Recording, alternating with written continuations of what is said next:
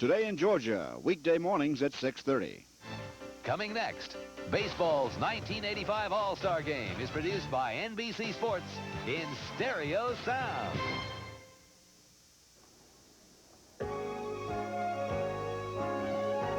Welcome to the Metrodome in Minneapolis for the 1985 Major League All-Star Game. More than 55,000 fans will be on hand at game time as the finest players in baseball perform on a national stage. Which stars will shine brightest tonight? After all, those one-on-one battles have been at the heart of the All-Star drama and mystique since the very beginning. There was Carl Hubble striking out 5 future Hall of Famers in a row, starting with Babe Ruth and Lou Gehrig. Later, Ted Williams accepted Rip Sewell's challenge and became the first ever to hit the eephus pitch out of the park.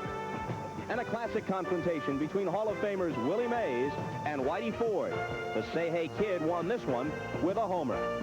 Warren Spahn was one of the greatest southpaws of all time, but this matchup belonged to Mickey Mantle. Other meetings are even more direct. This moment, as much as any other, has defined the playing style of Pete Rose. Tonight, new stars are out, and new head-to-head competition is possible. Can Jack Morris handle the powerful Dale Murphy? The Mets' Dwight Gooden pitched on Sunday, but he might get in for a couple of hitters tonight. Could one of them be crosstown rival Ricky Henderson? And what about a rematch between Fernando Valenzuela and George Brett? Last year, Fernando struck George out.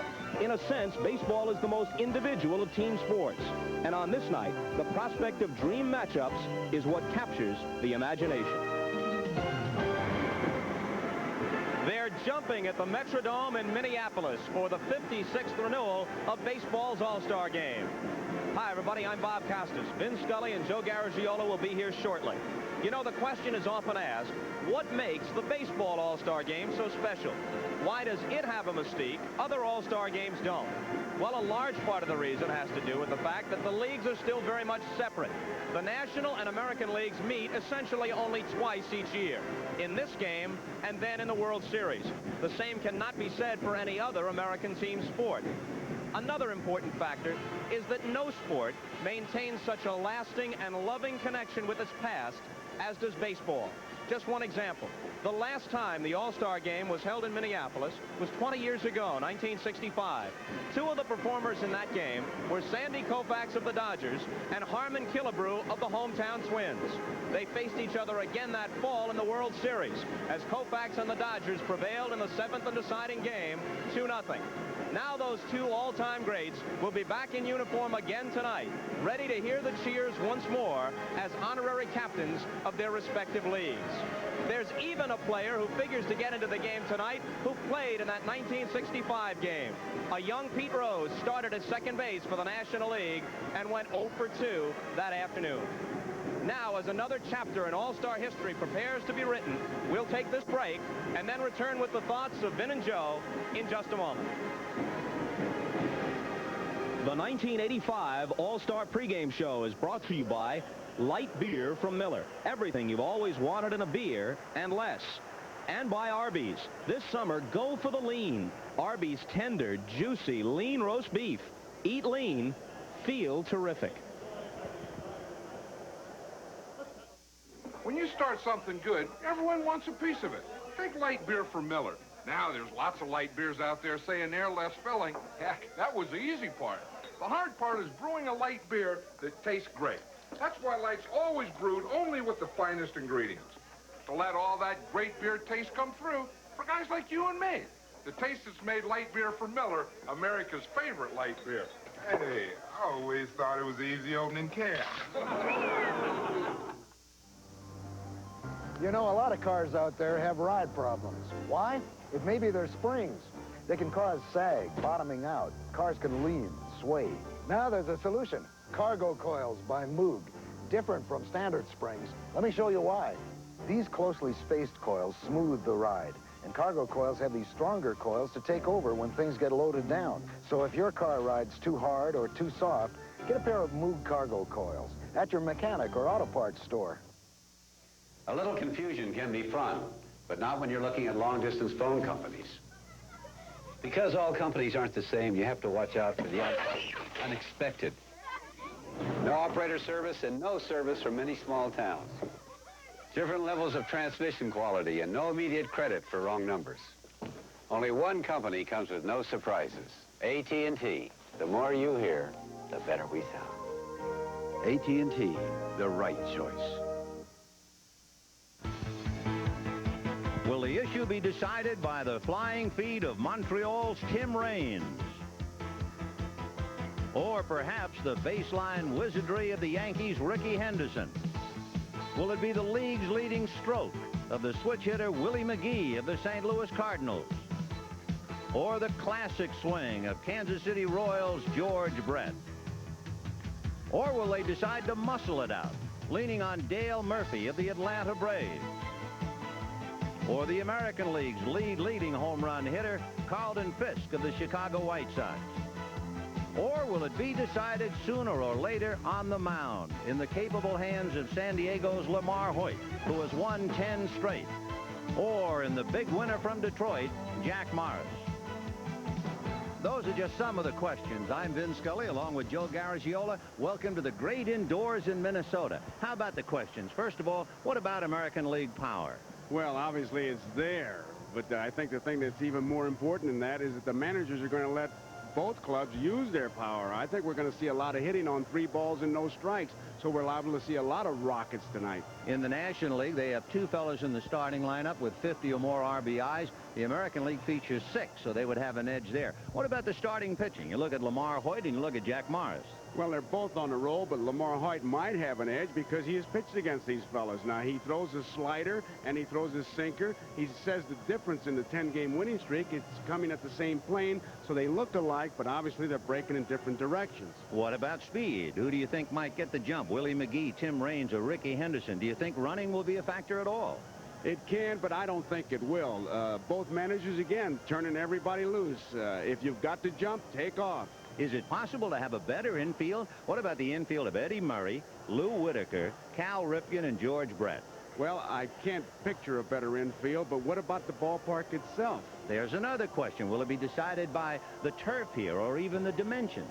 I say that because Ozzie Smith, who we all know is a real magician, he's going to play deeper tonight because the surface is spongier, it's harder. The ball comes at you quicker, and the bounce is something to behold. It's a very high bounce. I would not be surprised, Vin, if the second bounce when the ball hit to the outfield went over the fence. That's how lively it is. Well, those are just some of the questions. We'll get the answers later on, and we'll go to Bob Costas right after this. Go for the lean. Arby's tender, juicy lean roast beef. Lean. Be lean. Be a lean dream.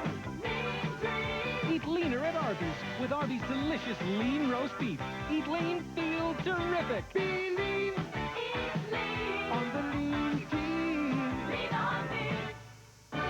Go for the lean. Go for Arby's. Lean on into Arby's. Don't be alone. You're watching a man at work. Let's see, I know it's here somewhere. Ah, found it.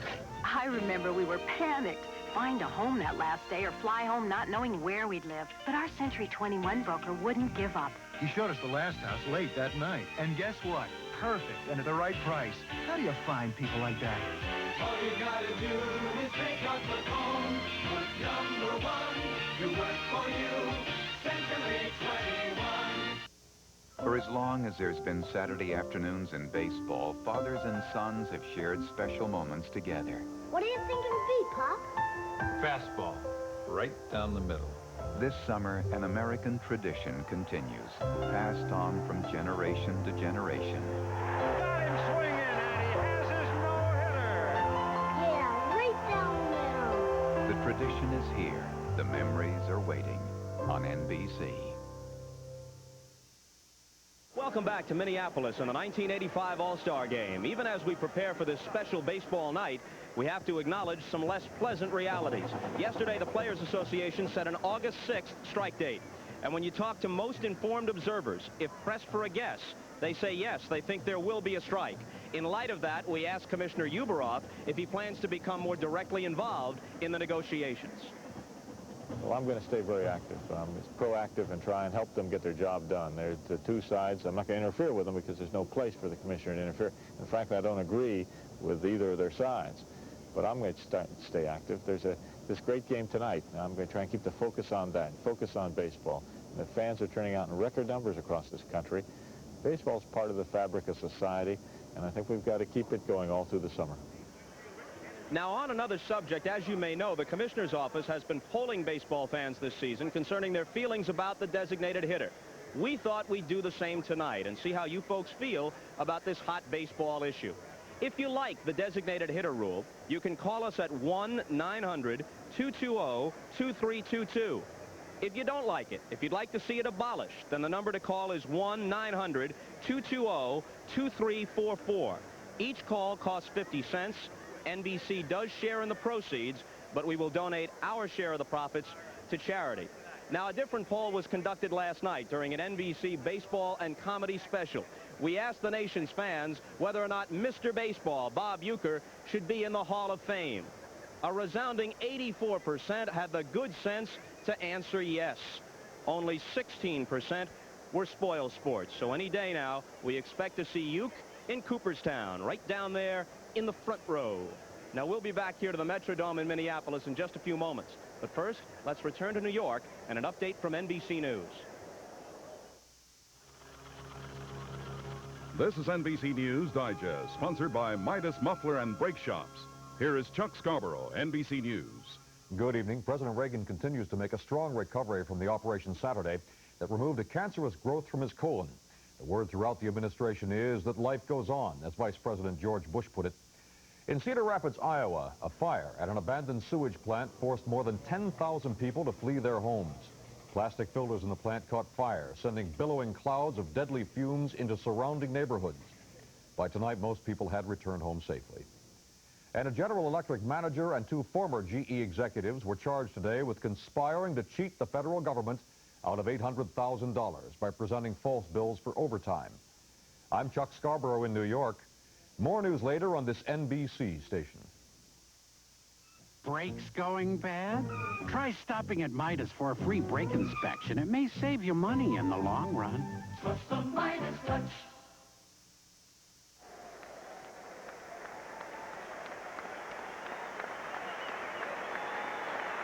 The reaction in the background as some of the players from the National League begin to make their way out along the first base line.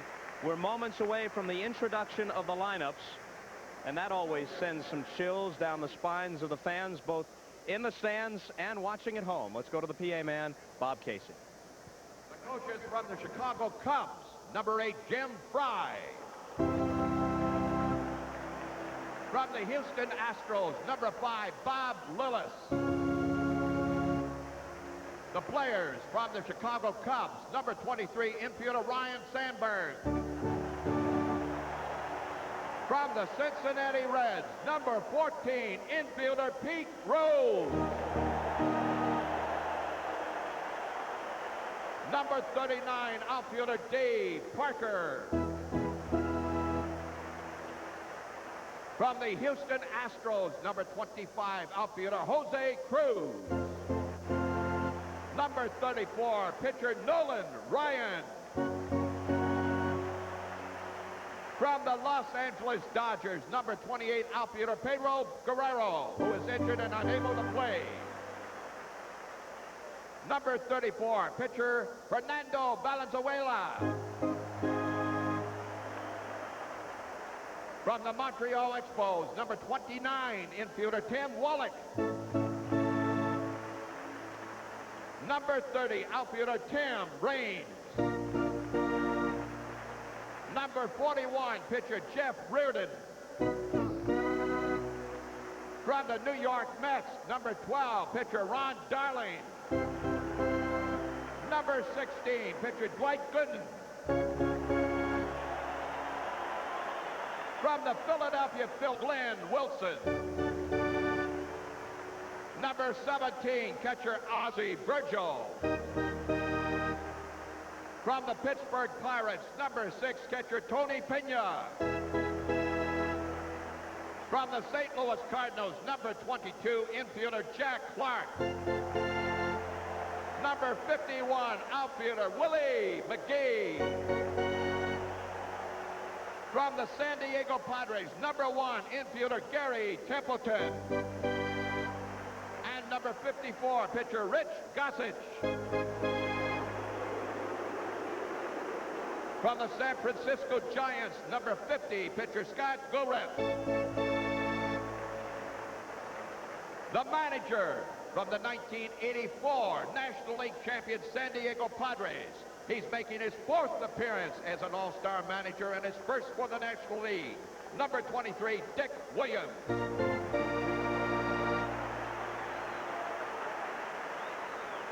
Now the starting lineup for the National League team. Leading off, playing left field. He led the National League in hitting in 1984 from San Diego. Number 19, Tony Gwynn. Batting second and playing at second base. He is a second in the National League in both batting average and RBIs. From the St. Louis Cardinals, number 28, Tommy Hurd. Batting third and playing first base, a 2-time All-Star MVP from San Diego, number 6, Steve Garvey. Batting fourth and playing center field, the National League's MVP in both 82 and 83 from Atlanta, number 3, Dale Murphy. Batting fifth and playing right field, the 83 National League Rookie of the Year from the New York Mets, number 18, Darryl Strawberry. Batting sixth and playing third base, a 6-time All-Star from San Diego, number 9, Greg Nettles. Batting seventh and catching a 3-time All-Star from San Diego, number 16, Terry Kennedy. Batting eighth and playing shortstop, a 5-time Gold Glove winner and a 5-time All-Star from St. Louis, number 1, Ozzie Smith. Batting ninth and pitching, he's warming up in the bullpen to make his first All-Star appearance. He has 110 to go, number 31, Lamar White.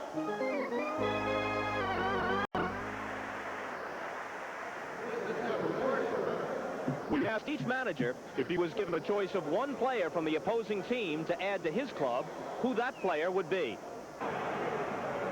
Well, I tell you the truth, I like Dick Gwynn from San Diego. I see him in the World Series. I've watched him a lot on TV, and he reminds me of the Bretts, the Balls, the Mattingly. He's one of those guys that can do nothing but get base hits. He's just an outstanding hitter. I'll take that shortstop at Baltimore, Ripken, and have him come over and join us for this one-ball game. I love Ozzie Smith. I love Gary Templeton, the two that are representing the National League this year. But this young man is a few years younger than the other two, and he has some stock in his bat. And they say he's just an outstanding ball player in every phase of the game. Well, Sparky Anderson will have to do without Tony Gwynn. Let's see who he does have on his roster as we return again to the PA man, Bob Casey. Number 1, the trainer of the American League, Paulo De Silva from Detroit. From the Minnesota Twins, Dick Martin. From the coaching staff from Detroit, Alex Travis, number 51. Number 53 from Detroit, Dick Trzaski. Number 41 from Minnesota, Tom Kelly.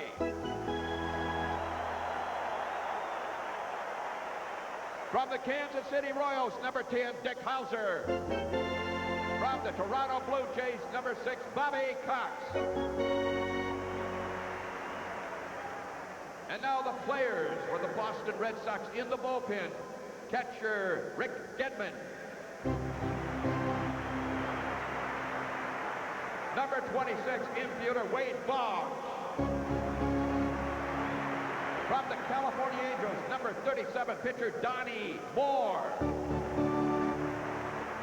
From the Chicago White Sox, number 3, outfielder Harold Baines. From the Cleveland Indians, number 28, pitcher Bert Blyleven. From the Detroit Tigers, number 3, infielder Alan Trammell. Number 21, pitcher Willie Hernandez. Number 46, pitcher Dan Petrie. From the Milwaukee Brewers, number 4, infielder Paul Molitor.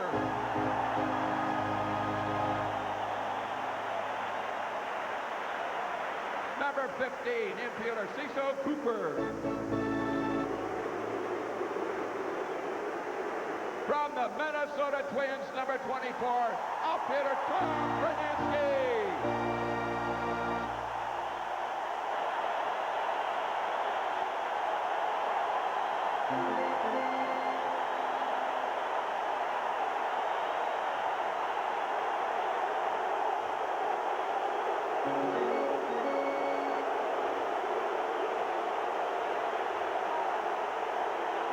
From the New York Yankees, number 23, infielder Don Mattingly.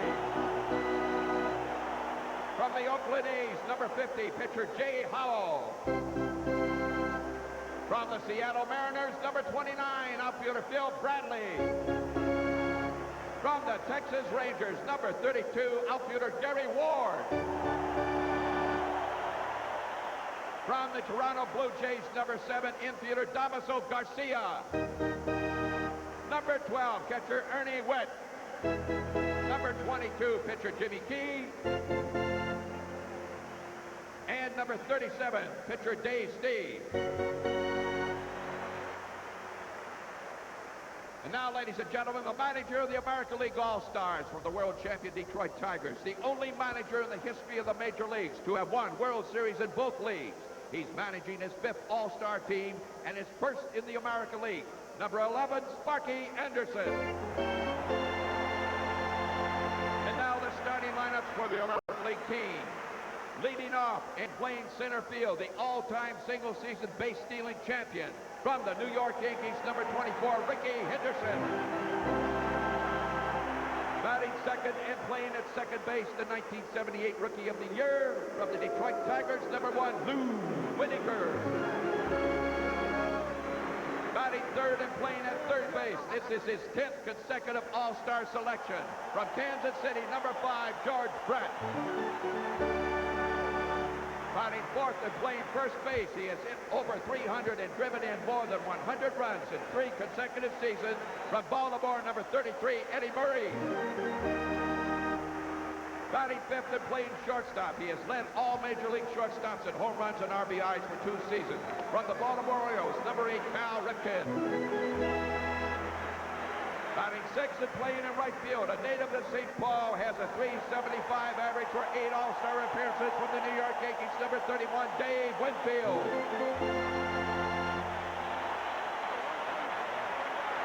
Batting seventh and playing in left field, a 7-time All-Star selection for the Boston Red Sox, number 14, Jim Rice. Batting eighth and catching, the American League home run leader with 23 and 10-time All-Star from the Chicago White Sox, number 72, Carlton Fisk. And batting ninth and pitching, he's warming up in the bullpen to make his 3rd All-Star appearance. He has won 2 games in the '84 World Series from Detroit, number 47, Jack Morris.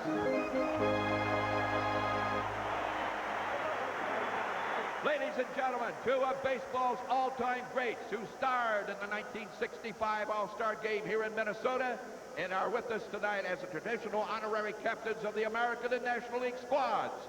For the National League, this great left-hander won the Cy Young Award 3 times and had a career winning percentage of .655 for the Los Angeles Dodgers. He was the winning pitcher here in the '65 game, a Hall of Famer, number 32, Sandy Koufax.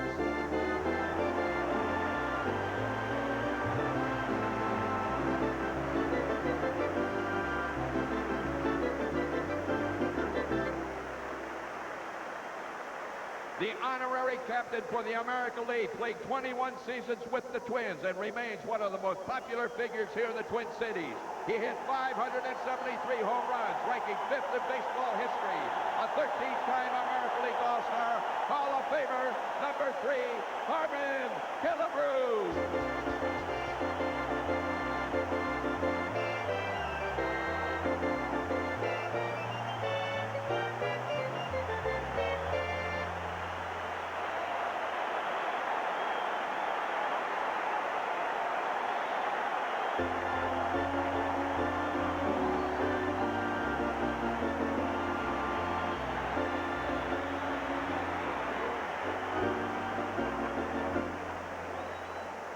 Ladies and gentlemen, the entrance of the colors.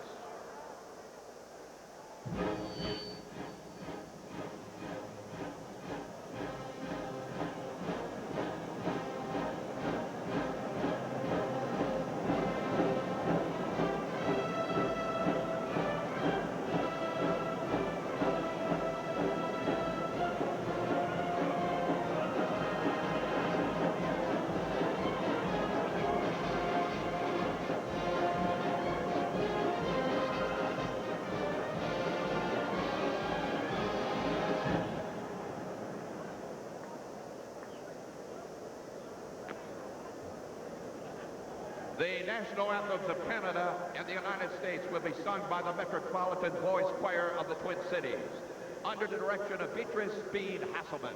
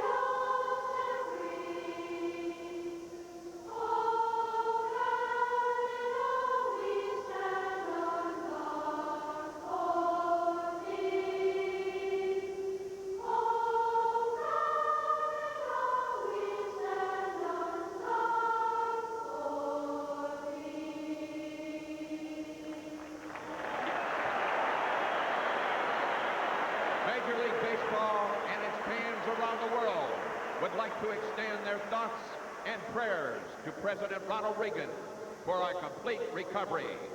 Now, let's honor America with our national anthem.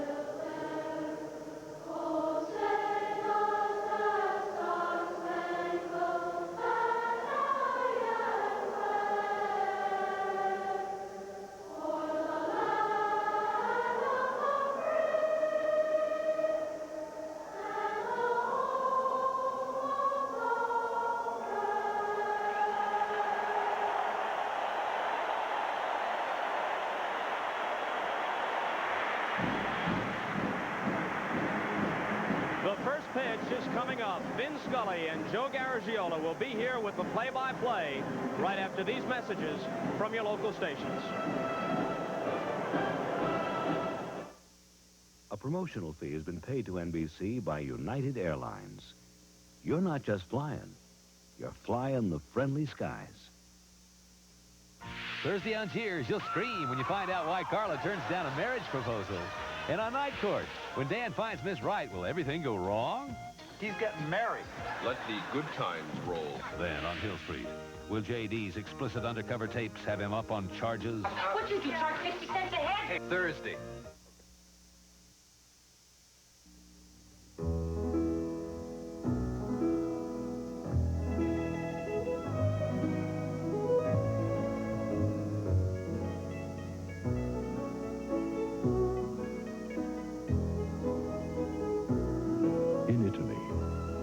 Different names for Italian pie.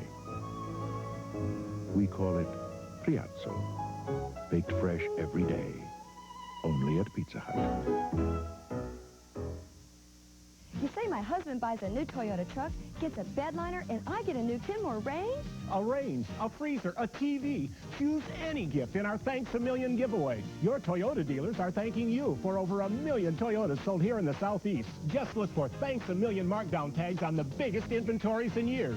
Save at Toyota dealers now. Make your deal and choose the gift you want, delivered from Sears. Thanks a million, Toyota. For making a million deals. St. Elsewhere, Wednesdays at 10. NBC Sports presents the Stars from the National League against the Stars from the American League. Tonight, live from the Metrodome in Minneapolis, it's the 1985 All-Star Game. Brought to you by Ford, who invites you to drive the new Ford Escort. Have you driven a Ford lately? By light beer from Miller, everything you always wanted in a beer and less.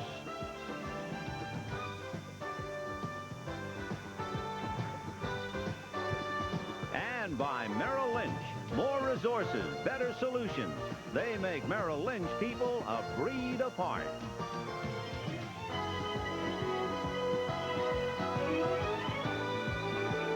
Hi, everybody. Once again, this is Vin Scully along with Joe Garagiola, welcoming you to the great indoors in Minnesota for this 1985 All-Star Game between the National and the American League. Before a full house, the exchange of lineup cards already made at home plate, as Dick Williams brought up all his coaches. Sparky Anderson came up with Harmon Killebrew, and in a moment, some kind of all-star history, because Nolan Ryan and Pete Rose will simultaneously throw out the first ball. Ryan to the All-Star squad for the 6th time in his career, baseball's all-time strikeout leader. He reached the 4,000 mark July the 11th, and he has 5 no-hitters. Rose for the 17th time selected to play an All-Star competition. 35 more hits to catch Ty Cobb. There they go. 2 of the great ones, Nolan Ryan and Pete Rose, on their way to the Hall of Fame. We'll be back right after this.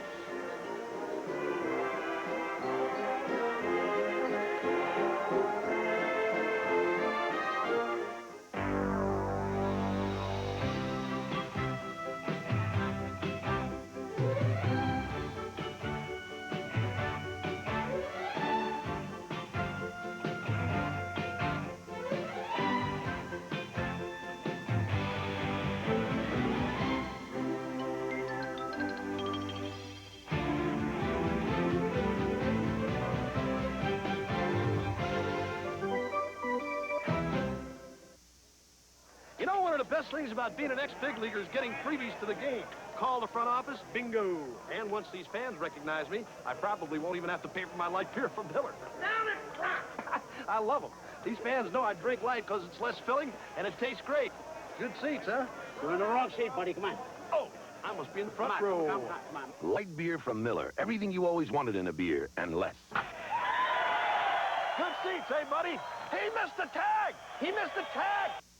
In 1984, a Persian Gulf conflict threatened a world oil shortage. I think we better alert the secretary. Investors called Merrill Lynch. How does this affect the energy stocks? Research has been covering the situation. Take a look at this, Dave.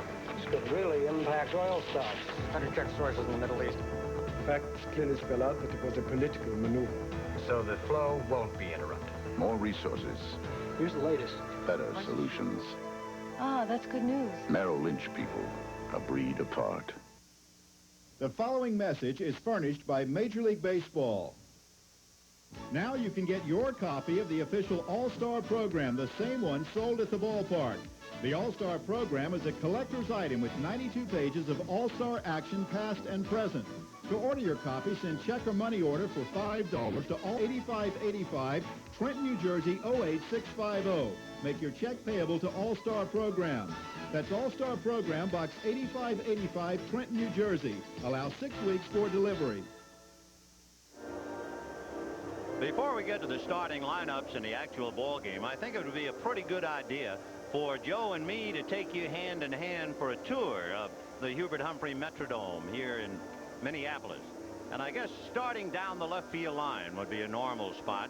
It is 343 feet from home plate to the left field corner. But the first thing that jumps to your attention is the left field wall. There's a plexiglass.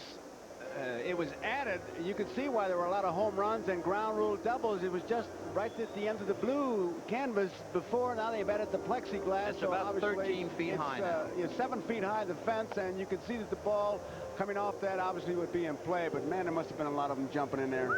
Well, as you move out into the power alleys, it's 385 into deepest left center. When you get to straightaway center at 408, that fence is only 7 feet high. Then you go to 367, down in the corner 327, And in the right field area, the wall has been covered so that that is 23 feet high. You really have to get it up to get it out. The ceiling here is something to see. When you first walk in here and you look up, it looks like countless number of sails that have been strung out to dry. And the first thought is somehow you've blundered into 2 years before the mast. But actually, it works out very, very well. The players, when you hear about not being able to see the ball, you can't take your eye off the ball. In the outdoors, when you're looking for a fence, you take your eye off for a split second. Not here. You better, once you focus on that ball, stay on it, or you could be in deep trouble. Now we'll come down to the ground and go right to the mound where Jack Morris is loosening up. Morris, who's from St. Paul, one of 3 in this game. Paul Molitor and Dave Winfield all hail from that fabled city. It's his 3rd All-Star game. As you can see, a record of 10-6. He started the 81 game in Cleveland, and he relieved in the 84 game in San Francisco. He has a great fastball. The record shows that, a great slider, and you'll see, if you've been hearing about that term of the 80s, the split-finger fastball, here's a fellow who really throws one. He's got a great one, a split-finger fastball, and here we go. Well, he'll be tested by Tony Gwynn, the left fielder, followed by Tommy Herr, and then Steve Garvey. 1 ball and no strikes. Defensively, you have Murray and Whitaker, Ripken and Brett, Rice, Henderson, and Winfield and Fisk behind the plate. Gwynn, last year's National League batting champ, in there. Larry McCoy of the American League calling balls and strikes. John Kibler, who was here for the All-Star game in '65, is umpiring at first. Nick Bremigan at second. Charlie Williams at third. Off speed, fouled away. Drew Coble down the left field line. Randy Marsh of the National League down the right field line. And the lines are something to see here as we look at Tony Gwynn. The foul lines are red, white, and blue, and would you believe it, the base paths lead to bases that look like small American flags. Ground ball to the right side. Whitaker playing him deep and gets him. There is the bag. To slide in almost seems un-American. You should at least take your cap off. With some of the averages that we've seen this year, a lot of the players feel that way. Well, here is Tommy Herr. One big difference between the National and the American Leagues. The National League features 6 switch hitters. Tommy Herr and Ozzie Smith, 2 of the 6 in the starting lineup. 1 switch hitter for the American League, Eddie Murray. Tommy Herr, as you can see, with 3 home runs and 68 RBIs, is on track to do something that hasn't been done in a while.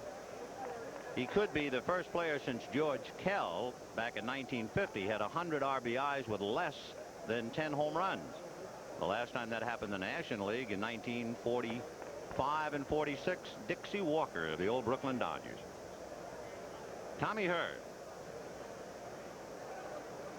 He's had 3 knee operations. He's been pretty well banged up, but he's had an outstanding season to win the nod over Ryan Sandberg. Foul back. The infielders here use that marking around the infield, kind of the key on it, way deep. Look at Ripken at short, Whitaker back. That ball gets to you in a hurry.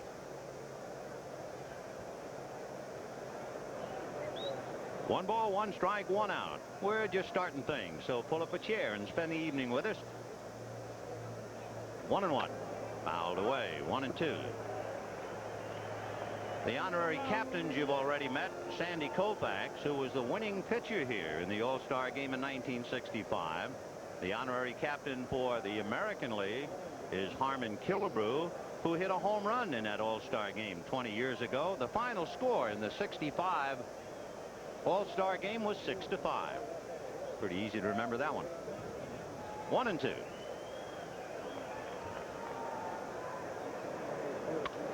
On the hands, lifted back a short. Ripken going out. Rice coming in. Ripken.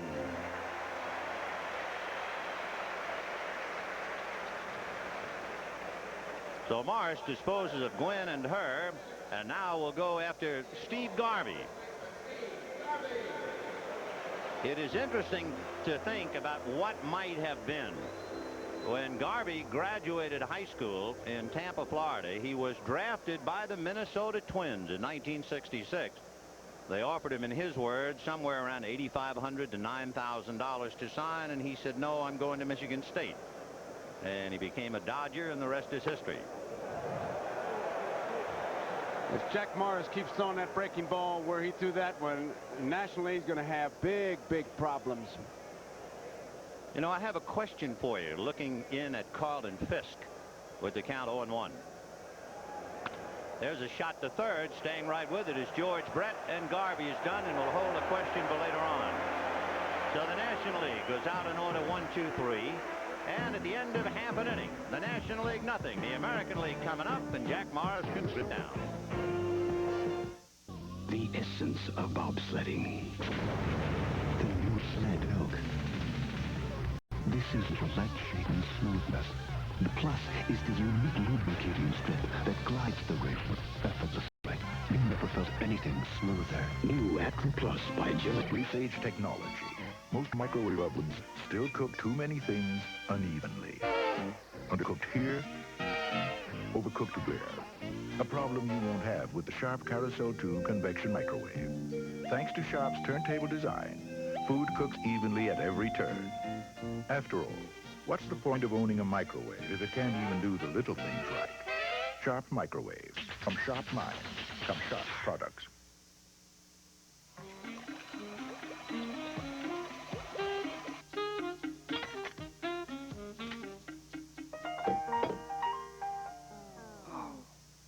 Now's the time for a Honda portable generator.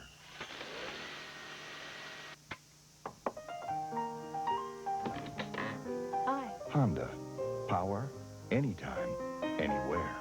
Would you like some more coffee? I'd love some, but don't you think it's a little bright in here? Bottom of the first inning.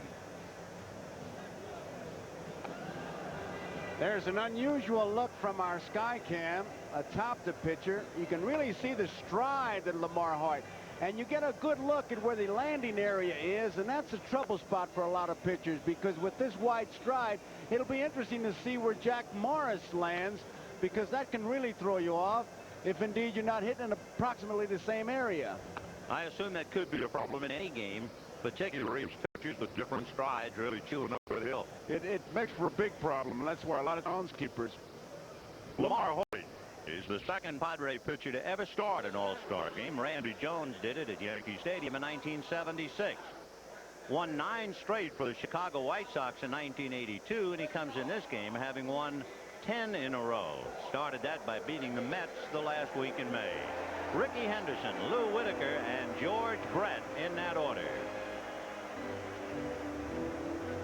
Henderson doesn't give you much of a strike zone. His stats tell you the story, but I think Eckersley described him really well. Well, Henderson in that familiar crouch, and the pitch up, ball 1. Eckersley said that offensively he can turn a walk into a triple, and defensively turn a double into an out. And he fouls that away, 1-1. This will be one of the many interesting matchups. Lamar Hoyt is a brilliant control pitcher. He's only walked 11 batters plus 2 intentional this year. And of course, Henderson in that crouch makes things very difficult for you. He's got a strike zone about the size of a belt buckle. Look at it. 1 ball, 1 strike. Fastball hit over the mound, over second, into center field, and here we go. Keep in mind that the managers said that those who can run have the green light. He can run anytime he wants. But Henderson said his ankle is a bit tender. He was going to make the decision after the workout tonight whether he would be running or not. If he is running, he'll take 3.5 steps off first base. That's as big a lead as he gets. Well, he's already stolen 41 bases. The Yankee record is 74. He's well on his way. Held on by Garvey. And here is Lou Whitaker. And a funny thing happened to Whitaker on the way to the All-Star game. He forgot his uniform. And that's the sorriest excuse for a big league uniform. He had to go to a replica store and buy a shirt. Then he has somebody else's Detroit pants, and he's wearing Minnesota stockings. And he pops it in the air to right field. Strawberry signaling that he has the play. Henderson goes to the bag and holds, and now bluffs a bit to draw the throw to Tommy Herr. A fly ball, one away. Now George Brett. Look at that uniform, Joe. They call that early truck. Truck got there about 7 o'clock, and he just barely got it before it took off again. That's amazing. You would forget your uniform, but stranger things than that have happened. And you see that 1 on his back? The 1 is put there by a marking pencil. So with 1 out, Henderson at first, Brett climbs in, leading the American League at 358. And of course, you remember in 1980 when he hit 390. And I'll bet that uniform goes down with the pine tar bat.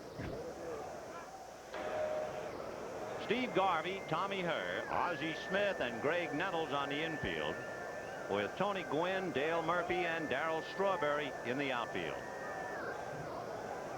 Henderson a short lead. Increased it now, but bluffs.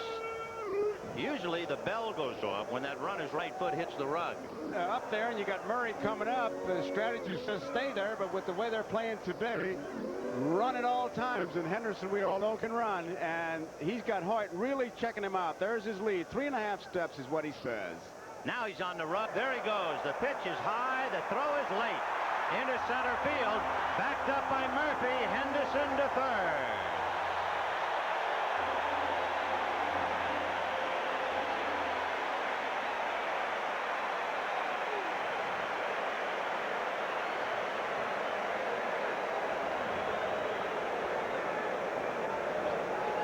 Very disruptive on those bases. Kennedy, the throw is a little bit low, and in goes Henderson over to third. And as we said, he can turn a walk into a triple. He turned a single. There he goes, head down. Slide, he actually picks up speed. He sees the ball in the center field. Brett fouls it away, so George still up there. 1-2 the count. If you're interested in the timing from first to second, from the moment he broke, Ricky Henderson was clocked at 2-8. 2-8 from his lead, and when he broke to go to second. First to second, 2-8. Vince Coleman, who has been getting a lot of publicity from home to first, is 3-7. First to second, they've got him at 3-4. So I don't know about that number. Well, Brett trying to pick up Henderson. A throwing error charged to Terry Kennedy, allowing Henderson to get to third.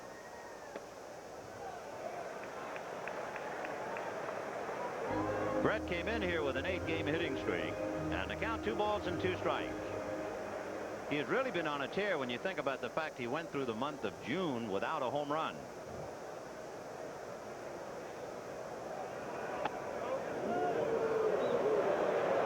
Three and 2 the count. So Lamar Hoyt, who doesn't walk people, working on George Brett.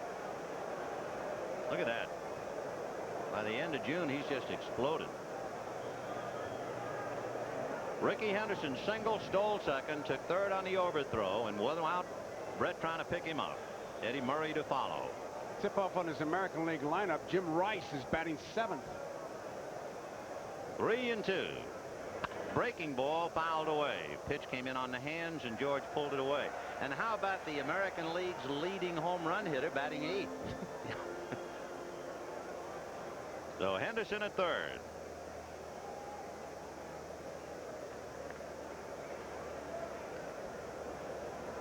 Infield back. Fastball is lined to left. Racing over is Gwynn to make the play. Henderson tags and will score.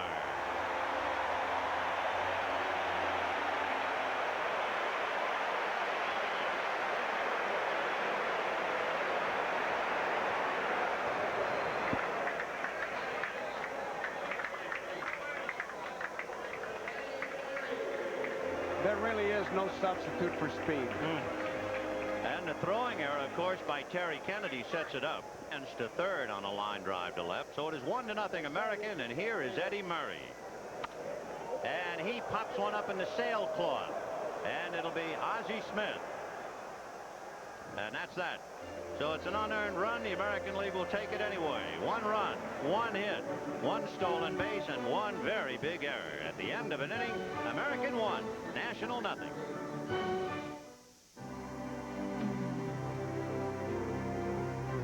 When we built for first space Hyatt. We kept all the familiar touches Hyatt is known for on Earth, including the one touch no one else can ever match. The warmth and graciousness of our Hyatt people. Good evening, Mr. Hubert. Hey, they even know me up here. Your room, 200. 200, my lifetime batting average. All right. It's what makes Hyatt the greatest space on Earth. Wish you were here. You may know who got the most hits, who stole the most bases, who caught or missed the most balls.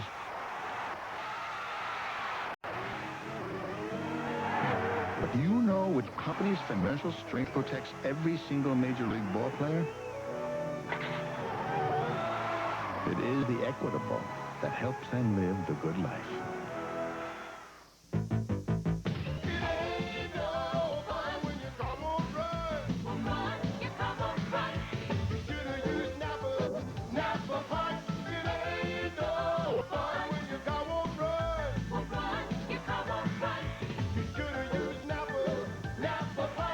That's right. Depend on quality Napa parts to get you going and keep you going. Do it right. Always use Napa parts so your car will run Napa brand new. For All-Star fun, watch the All-Star Network this fall. Let's all be there.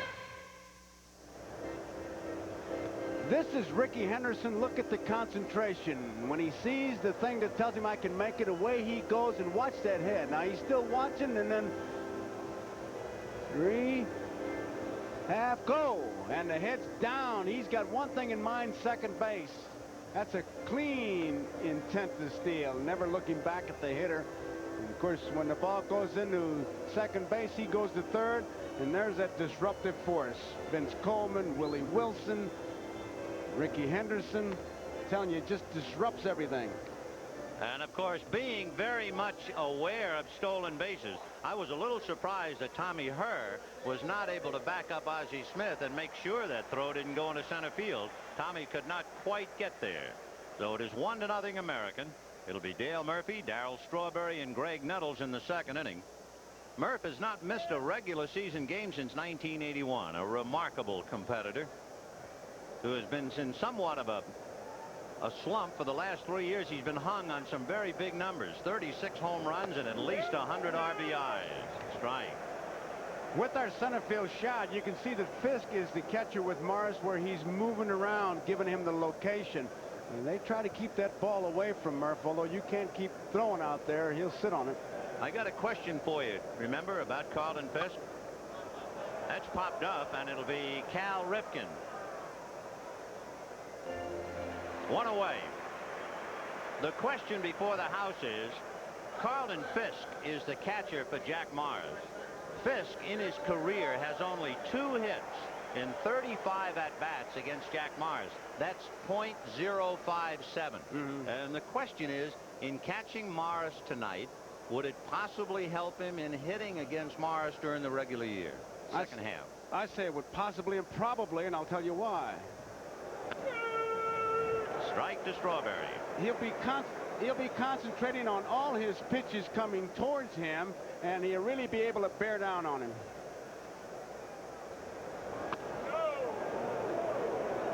One ball and 1 strike to Darryl. Strawberry, a shock, of course, to come in an all-star game hitting .229. It's as if he left 100 points hanging in his locker.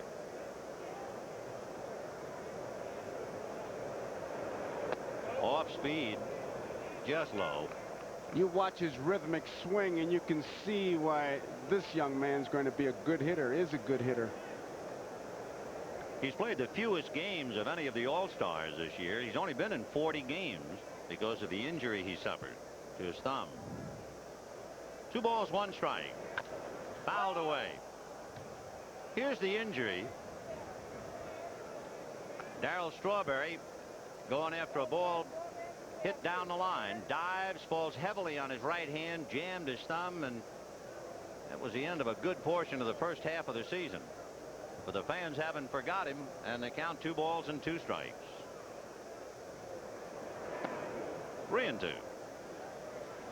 A footnote to your question, Bertie Tebbett's a great catcher, Detroit Red Sox. once made the statement that any pitcher he caught, he could hit. Would you make that statement? No. Oh, okay. I couldn't hit the ones I caught, the ones I batted against, and that includes the playground. 3-2 to Darrell. 1 out, second inning, 1-0 American League. Fastball, and that's hit foul outside at first to Jim Fry, the Chicago Cubs manager, coaching at first base, and over at third, the Houston Astros manager, Bob Lillis. By the way, Jack Morris' last pitch was clocked at 93 miles an hour, so he has loosened up. 3-2 to Darryl Strawberry. He shook off the change of pace. We'll get a good idea of what this next one is as he put down the deuce. I'd say split finger fastball. And it is whacked into left field for a base hit. So Jim Rice up with it. And you notice how very cautiously Rice played that base hit. You wonder what a split finger fastball is and how it's thrown. Watch as Morris gets his hands back. Look at his finger. No, that was a fastball. That was a fastball. So with Strawberry at first, here's Greg Nettles, the 36th player in All-Star history to play for both leagues. Goose Gossage, Nolan Ryan, and Dave Winfield also have that honor amongst the players involved in this one. And of course, it seems a shock to the National League not to have Mike Schmidt playing third. That's hit foul down the left field line, out of play. It's their first time in 6 years Schmidt hasn't started at third. Greg Nettles 5 times an American League All-Star.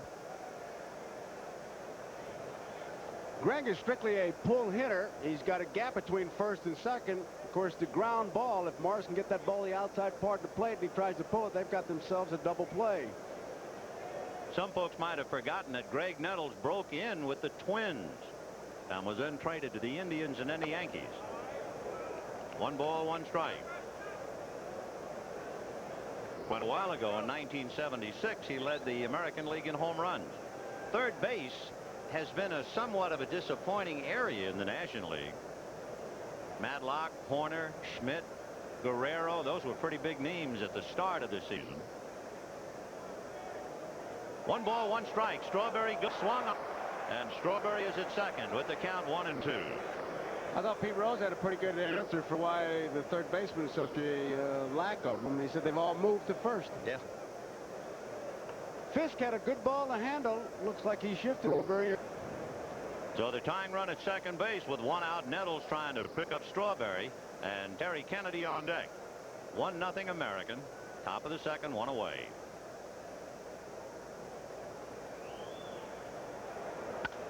High fly ball to shallow left. Rice comes up for it.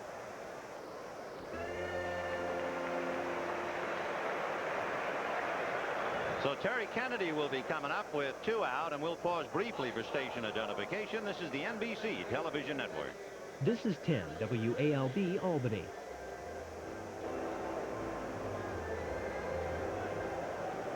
The American League, in case you weren't with us, had leadoff man Ricky Henderson single, steal second, go to third on Terry Kennedy's overthrow, and score on George Brett's fly ball to left field.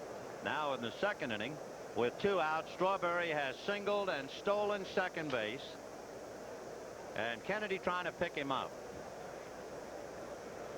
There it is. Look at the split fingers that he's got the grip. And when that thing comes sailing towards you, you hit by the seams, which you pick up the rotation. You can really see him with that shot.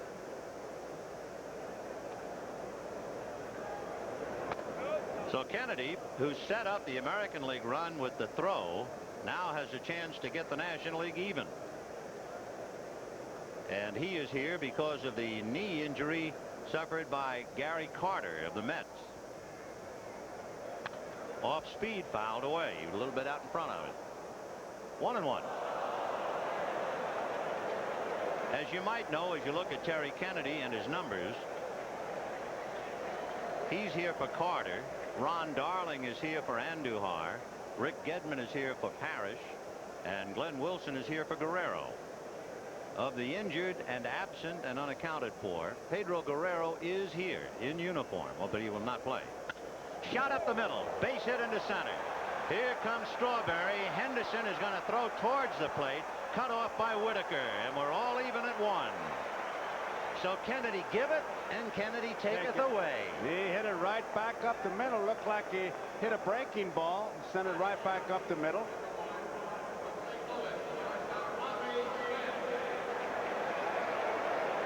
Morris on his follow-through. It's not exactly a Rembrandt when he finishes. He's liable even on some of his follow-throughs fall down. He throws so hard, and this one comes right back up, and no way he can get it. Now here's the Wizard of Oz, Ozzie Smith, the Cardinal shortstop, with Kennedy at first, 2 out and a run in a 1-1 tie. Ball 1. And as always, with the catcher on at first base, Murray's playing behind him. He's not going to hold him on. Terry Kennedy doesn't figure to do any running for sure, and Ozzie takes outside. Ball 2. 2-0.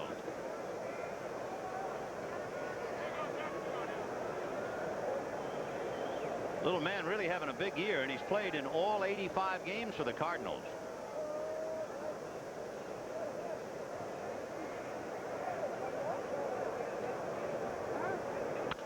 And he lifts one back a third. Could be trouble. Brett will make the catch over the shoulder. Nice play. But the National comes back with 1 run, 2 hits. The ever-popular stolen base figures prominently. And at the end of an inning and a half, the National and American, they're even at 1. We're here at the 18th hole of this light beer open, and we've seen some real unusual shots today. You said it. Hey, Bob, I think you got a birdie. I'll see. How am I supposed to hit it through this tree? No problem, Bert. How's Yuka going to get out of this one?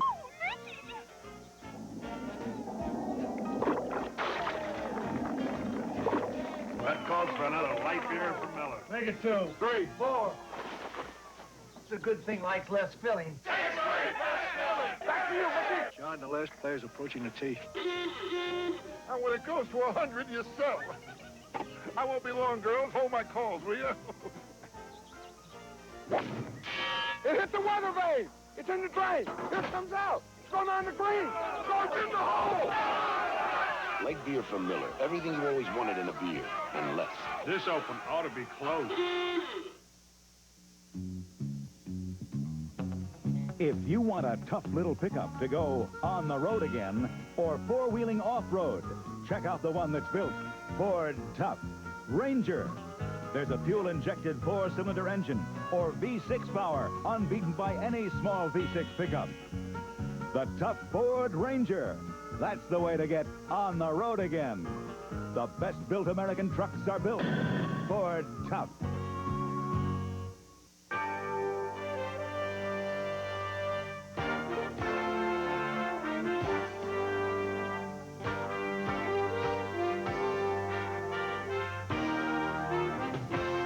It's like no other race in the world, the Michigan 500.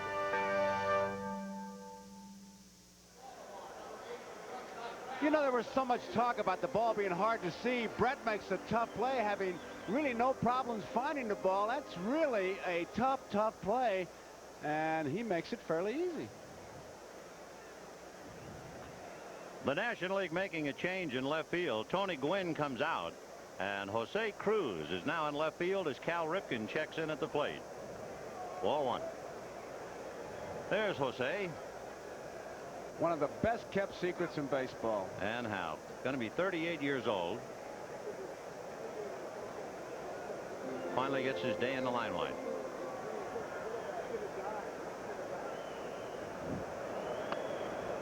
He's one of those guys you wind up on opening day, and he goes out and has a good year every year. 2 balls and no strikes to Cal Ripken. He'll be followed by Dave Winfield and then Jim Rice. Ball 3. The only thing Ripken doesn't have, he doesn't run well. 1983, he didn't have a stolen base, even though he had 663 at-bats. That's an all-time record. Might be hitting. High strike, 3-1. Dave Winfield on deck, then Jim Rice.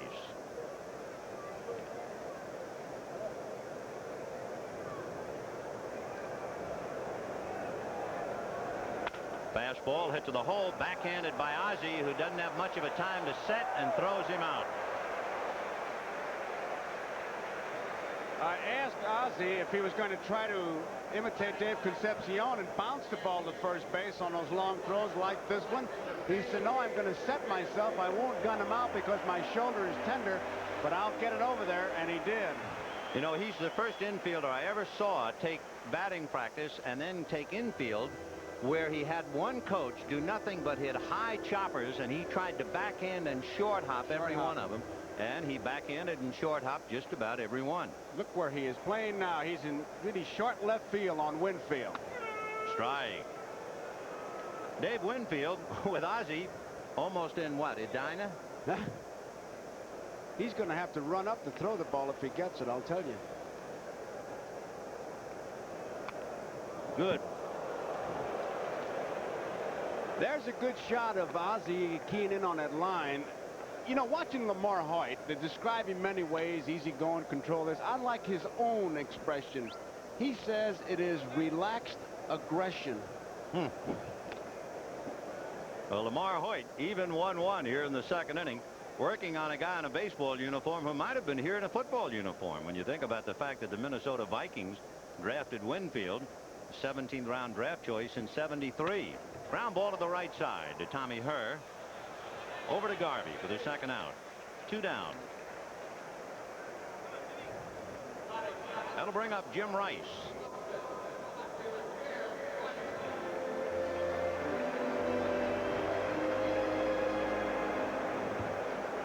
Four times in his brilliant career, Rice has had that most coveted of offensive seasons. 30 home runs, 100 RBIs, and a .300 average. Lifetime average above 300.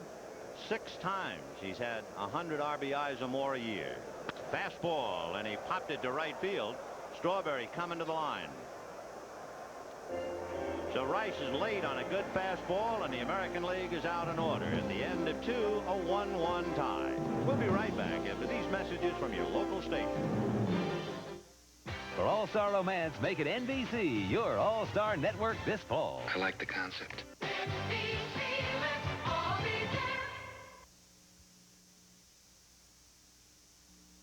Big truck, big savings at your South Georgia Chevy dealers. In the next few days, Truck buyers save an average of $1,300 on interest alone on full-size Chevy C10 and C20 pickups. when you take advantage of factory-sponsored 8.8 annual percentage rate financing. Plus full-size four-wheel A drive. tremendous Chevy selection in stock and on the way. At Kibbe, Douglas, Gordon White, Cuthbert, Martin & Son, Blakely, Wallace, Albany. Full-size 8.8 from Chevrolet.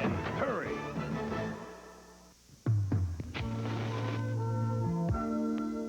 First State Bank and Trust Company is celebrating its 80th anniversary of service. Service to the community that was its home in 1905 and remains its home 80 years later. First State Bank and Trust, the bank that was running for South Georgia before others even learned to walk. We're First State Bank and Trust. Member FDIC. Choice gives you freedom, and choice is what today's Southern Bell network is all about.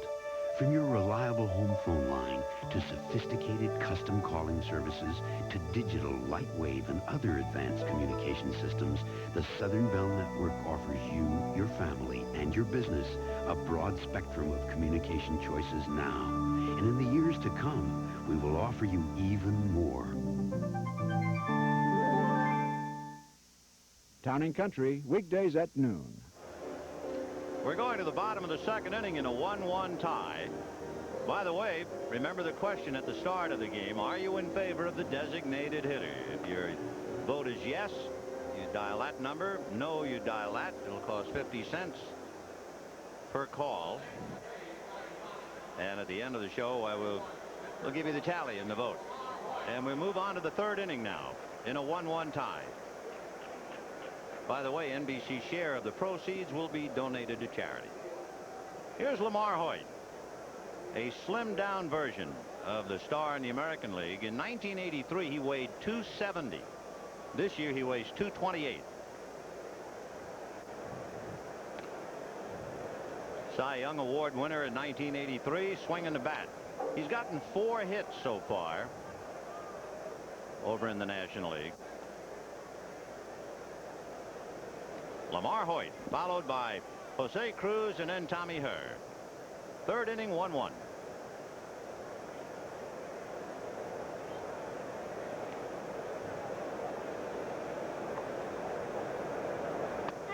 That's a strike.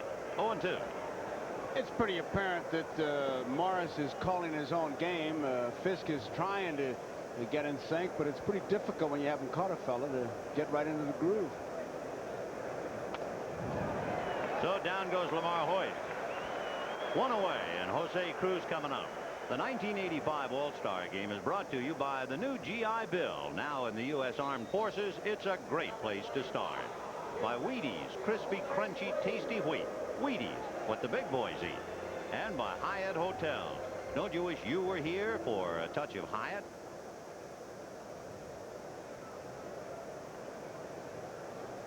Jose Cruz. Ball 1. It's an unbelievable fact. Last year, Cruz led the Astros in home runs, despite not hitting a home run at home all year. All of his home runs were hit on the road. And he is an Iron Man. He's in there all the time. In 8 years before this season, he had missed a total of only 36 games. 1-1 to count. It's one of those 55-foot pitches that kind of chews you up as a catcher. It got Fisk in 2 different places, and you can see him flexing that arm a little bit. Of course, the umpires always will check the ball. He's checking arms and limbs, and the other guy's checking the ball. Fisted foul off to the left, out of play. You watch that. I think it's a reflex action. I don't think the umpires mean anything. You could be down there, foul tip pitcher. He's looking at the ball. He said, what are you looking at the ball for? 1-2 to Jose. Sparky Anderson and a few other gum chewers down in the American dugout. And that's fouled off. And Cruz got bitten another bite out of Carlton Fisk. You know, it's like a slump for a catcher, Vin. You can run into streaks where you just get hit. You could be in the middle of a forest, somebody fire a BB gun, hit you right between the eyes. Cruz was picked for another All-Star game back in 1980, but he didn't get into the ball game. 1-2. And that was bounced in front of the plate. You look at Cruz, it seems like his bat is 4 feet tall. He really covers home plate with that thing, and the plate umpire, Larry McCoy, put a new ball in play. That's one of those plays that gets lost in a ball game, but it was a good play by Fisk because with 2 strikes, if it gets by him and Cruz swings, he's on at first base. He made sure he got in front of it and blocked that ball nicely. 2 balls and 2 strikes to Jose Cruz with 1 out in the 3rd. Who really knows except the catcher's mother, right? And you. You're a collector of catchers. High bouncer up towards first. Murray hesitated, feeds back to Morris and got him. Eddie Murray was a little timid, afraid that ball might kangaroo on him, but Morris alertly covered to handle it. It's one of those plays that can only happen in a place like this. He finally gets it. Morris gets there a bit late and really steps on the bag in bad shape. He got watch where his right foot gets. Too far over. He should get the inside the bag. He got that blue section instead of the red section, and he could have been stapled. You see him duck. He thought Cruz was coming right up over his back. Certainly did. So with 2 out in the 3rd, a 1-1 tie. Here's Tommy Herr. He popped up to short in the 1st inning.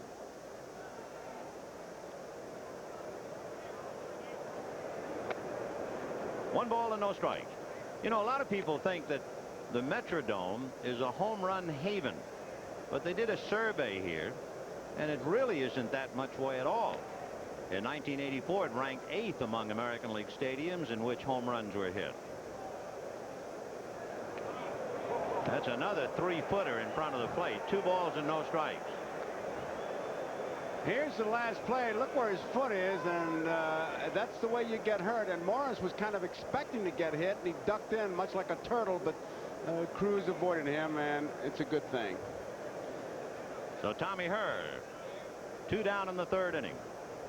Fisk is checking his body for all the parts. Is my wrist still here? My finger? He's eating him alive. 2-0. Line to left field. Rice coming over. It's going to hit and go high in the air, and that means Hurt can keep on going. And he has a stand-up double on what should have been a line drive single. That's a typical artificial surface hit. It's a two-base hit, but it really, as Vin says, should have been a single. But look how far back Rice has to play, and it almost gets over his head as it is. He has to jump for it, and the momentum carries him, but it's the high bounce that made for the extra base. So now Steve Garvey with 2 out, trying to get the National out in front. If you remember, Terry Kennedy had a 2-out single to drive in the tying run.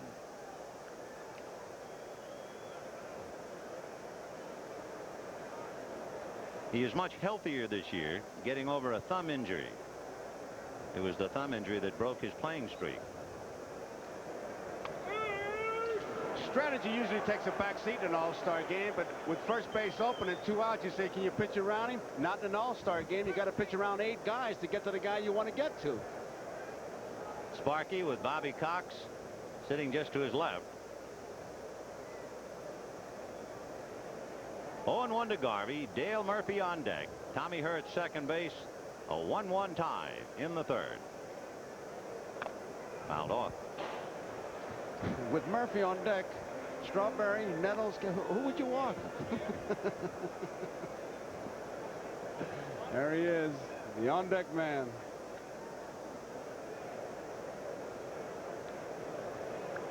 Jack Morris, who struck out Lamar Hoyt to open up this inning, leads the American League in strikeouts, and he has Garvey 0-2.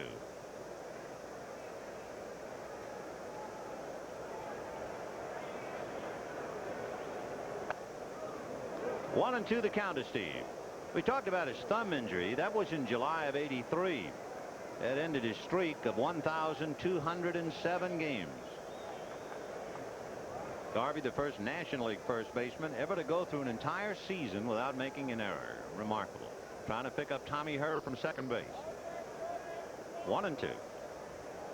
Fastball whacked up the middle. So Tommy Hurt will score unmolested, and the National leads 2-1.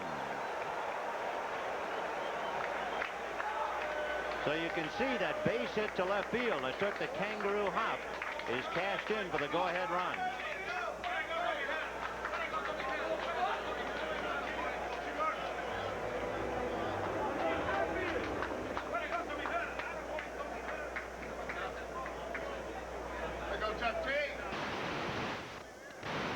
Boy, you're right in there with the guys. Yeah, great place for that microphone.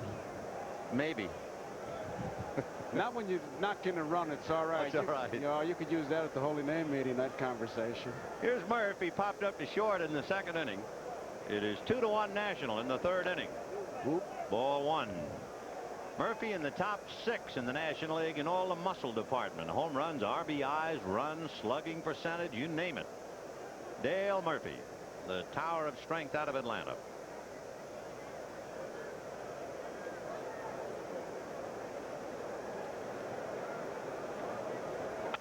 And he lifts one to shallow center. Henderson, look out.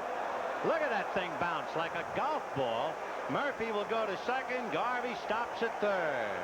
Henderson, he thought he might make a shoestring catch, and then he thought better of it, because if it bounces over his head, look out. And that thing really jumped up. I think what happened to Ricky, he didn't know that Dale Murphy was jammed. And as he started to come in on the ball, it almost went over his head. He got a poor jump to start off with. Well, you get those big swingers. They take a big swing like he does, but really doesn't hit it that hard. I mean, on a fat part of that bat. And Ricky starts in and says, I better back up, and it almost gets over his head. I took a baseball yesterday and just kind of threw it down, and I'm telling you, it's about a 12 or a 15-foot bounce.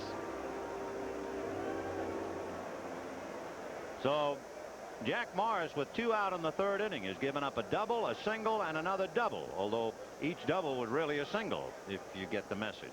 And with Garvey at third and Murphy at second, Darryl Strawberry the hitter. Strawberry singled in the second inning and came around to score, having stolen second base. 2-1 National in the third. 4-1.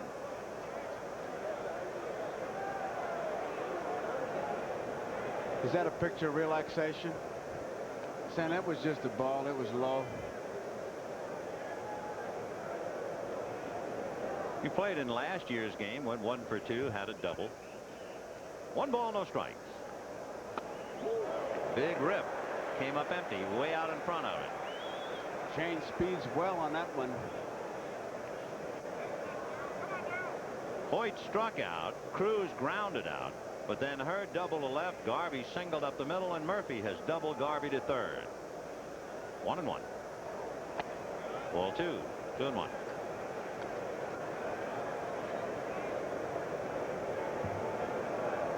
Following Strawberry is Greg Nettles.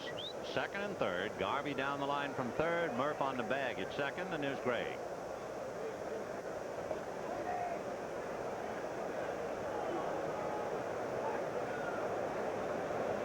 Change very high.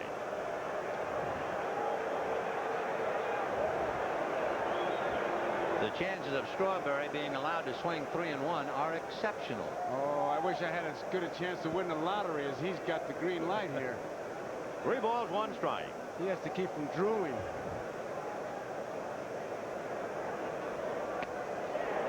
Three and 2.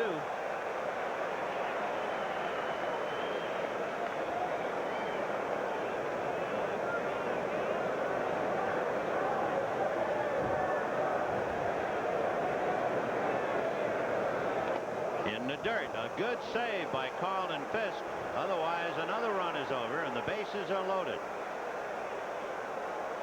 That's the first walk given up by Jack Morris. Fisk is really doing a great job of getting that body in front of the ball. Catching it is a bonus. Getting in front of it is the job. Now look at here. No way that ball was going to get by him. Now they got all these other statistics, you know, game-winning RBIs and RBIs with the full moon. Here comes Sparky. They ought to have a statistic for that. Run saved by great plays by catchers. Watch this thing bounce. It's 60 feet 6 inches from the mound to home plate. That was a 57-footer. You'll be happy to know recently in Pittsburgh, the catcher never gets any applause at all for saving a run. But Tony Pena got an ovation for making a catch of the what otherwise for all catchers everywhere. Great. Today, American tax laws are under review. Can we continue to allow this kind of tax structure? Investors call Merrill Lynch. Taxes on my investments. Our Washington people are finding out where the various factions stand. We're just watching things and keeping our clients informed. Fairness and equity are the qualities. Interesting. He did a complete about face. Reports from Washington prove this could be the biggest change in history. More resources, better solutions. Okay, call me if there's something new. Merrill Lynch people, a breed apart.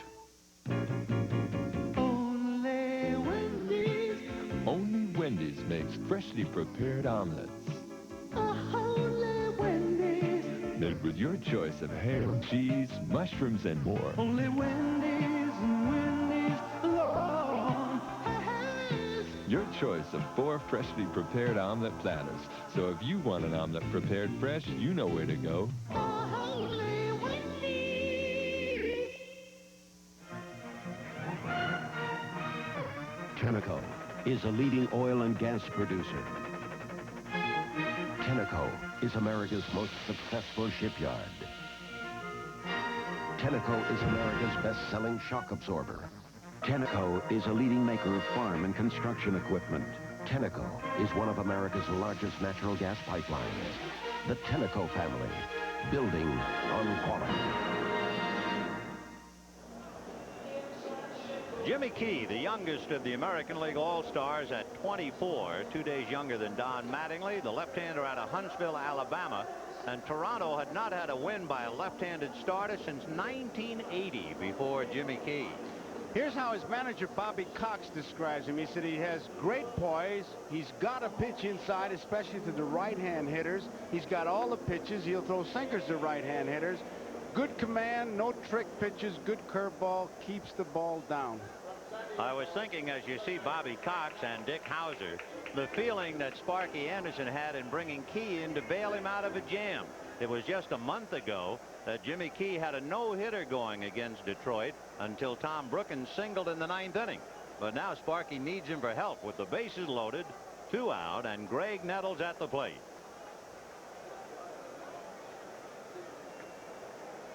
Strawberry at first, Murphy at second, Garvey at third. The National leading 2-1 in the top of the third inning. Foul back, out of play, 0-1. Down in the American bullpen, you have Bert Blyleven tuning out. The pitcher is due to bat second in the bottom of the third inning. That, of course, was in Comiskey Park in Chicago.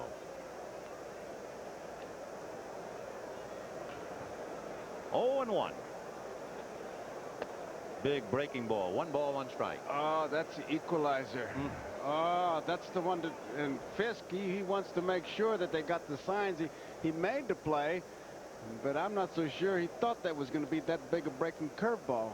Could have been he called for the slider. It's a little tough when you, as we said earlier, and with the bases loaded, you certainly want to make sure. 1's a fastball, 2's a curve, 3's a slider. And please give me the ball I put my fingers down for. So Jimmy Key trying to ride to the rescue. The key to lock the door on the National here in the third inning. 2 runs, 5 hits for the National League. 1 run, 1 hit for the American League. Nettles trying to get Rich in a hurry here. 1 ball and 1 strike. He held up. They're going to look at third. Swing, says Charlie Williams.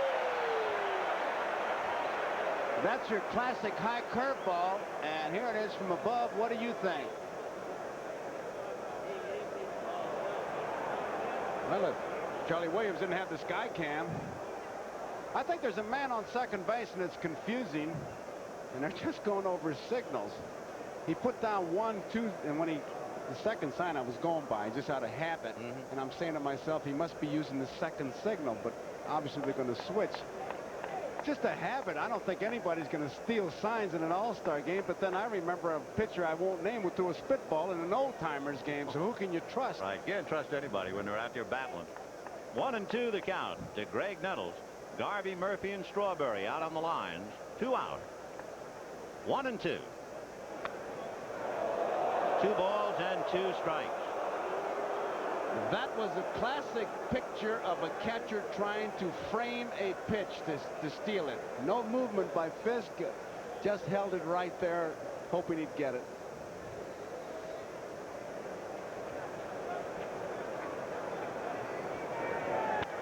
And that's lifted foul off third. Brett might have a play.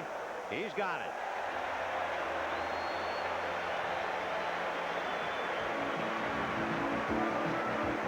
One run, 3 hits and a walk, 3 left. Middle of the third, 2-1 National. New Seagram's Cooler. Taste it all. Taste it all. Reward yourself. New Seagram's Cooler. A great break from beer. Taste it all. More with it than wine. New Seagram's Cooler. Taste it all. A refreshing combination of cool white wine with a touch of crisp, sunny citrus. Tastes clean, fresh, refreshing. You deserve it. Refreshing Seagram's Cooler. It's earned the Seagram name. New Seagram's Cooler. Taste it all. Lots of hustle, that's our repeat. That's why he's eating what the big boys eat. Loved his Wheaties since he was small. Digging big boy, have a ball. Classic hit of crunchy wheat. Pure and simple, not too sweet. Dive right into those Wheaties feet. Now go tell your mama what the big boys eat. This is a busy day in the life of the new Ford Escort. The most improved Escort ever. The new Ford Escort is more efficient, more powerful, more comfortable. And even though it's a new Escort, the name Escort is already world famous. In fact, here comes the only car in the world that outsells it. Have you driven the best-built American cars? Have you driven a Ford lately? All-Star action explodes this fall. Dynamite. On the All-Star Network. It's gonna be fun. NBC. Let's all be there. When players talk about losing the ball, they're looking up at this, and this is what they see. Now watch Brett. Remember we said you can't take your eye off the ball. Watch him try to feel for the fence. There he goes. Where am I? He's pretty much saying to himself. And he realizes that he still has plenty of room, makes the play. And another little problem, there was no the temporary seats, there's no warning track. So he didn't want to take his eye off the ball, and he kept trying to feel for it. Now as we go to the bottom of the third inning, 2-1 in favor of the National League. Carlton Fisk followed by Harold Baines, who will bat for Jimmy Key, and then Ricky Henderson. Before this year, a career high for Carlton Fisk was 26 home runs on 3 different occasions. And here is Fisk checking in at home plate, having already hit 23 this year. And as you can see, 5 of his last 7 have gone the distance. One reason for his increased power, an off-season strengthening program he went on. 4-1. He works out about 90 minutes 3 times a week. And keeps going during the season. After the games, he stays till after midnight, 1 o'clock some mornings, working with the weights. But I'll tell you what, how strong he is. He doesn't really need an extra program. He had to be strong last year. Carlton Fisk last year caught all 25 innings of a game with Milwaukee that was suspended and spread over 2 days. It was the most innings anyone has ever caught in a major league game. 25. 1 ball, 1 strike. He's now ready. Interestingly enough, too, and there have been some awfully good ones, but no catcher has ever led the American League in home runs. Good breaking ball. See Hoyt drop his arm and then break it across. 1-2. You could see Fisk say that ball's high. Larry McCoy said no. Fastball, and he was late getting around on it. 1-2.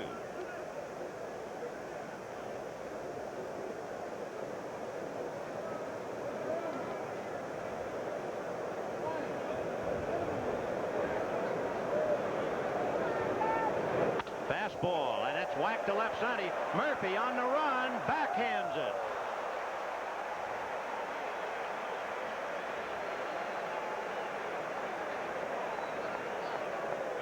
Dale Murphy, a Gold Glove winner 3 consecutive years, showed you why. He not only got a good jump, but he was there. No problem seeing the ball. He saw it immediately and made the play. Harold Baines. He's only 26 years old, and this is his 6th full year in the majors. What a player. Averaging 99 RBIs a year over the last 3. Good first ball hitter. Little foul off to the left, out of play, and the count 0-1. Last year, Baines led the American League in slugging percentage. Usually, he has slow first halves, which is why he doesn't make all-star squads. 1 ball, 1 strike to Harold. And he hit that foul outside of first. 1-2 to count. This year, after a great April, everybody said what a year he's going to have, and he hit his slump in May, recovered a little in June, and now he is blazing hot. He's hit in 14 of his last 15 in that stretch in July.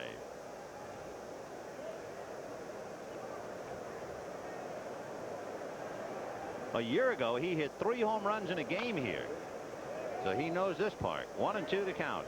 It'll be September of last year. On deck, the leadoff man, Ricky Henderson. 2-1 National. Bottom of the third, 1 out. 2-2.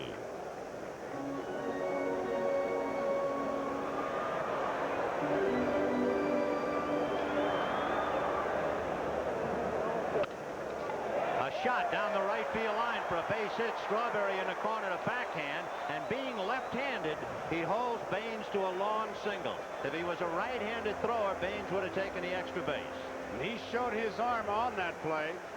Baines looked like he hit a breaking ball, and you'll see it coming right at you. No chance for Garvey to make the play. Watch him backhand this ball and come up throwing.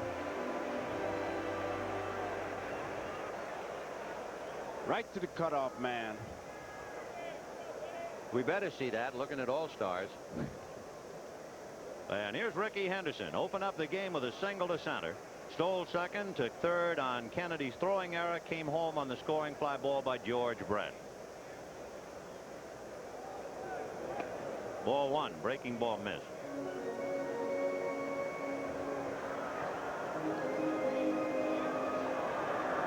Henderson figures to be the stolen base king. But now this year he is definitely a candidate for the batting crown. And the last player to win both in each league, you have to go back to George Snuffy Sternweiss of the Yankees in 1945, Jackie Robinson of the Brooklyn Dodgers in 1949. 2-0. High chopper to third. Nettles is there. Over to Garvey. On the play, Baines advances to second, and that'll bring up Lou Whitaker. Take a look at Whitaker and the back of his shirt. You'll see that familiar number 1, but it is not a numeral that has been sewn on, and there's no name on the shirt. That's a marking pencil. Pretty good one.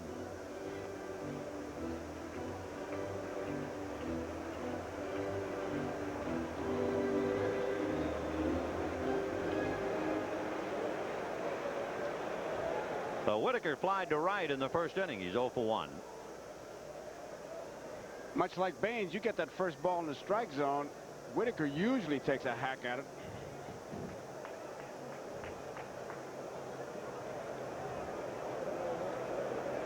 First ball driven to right. Strawberry is there to handle it.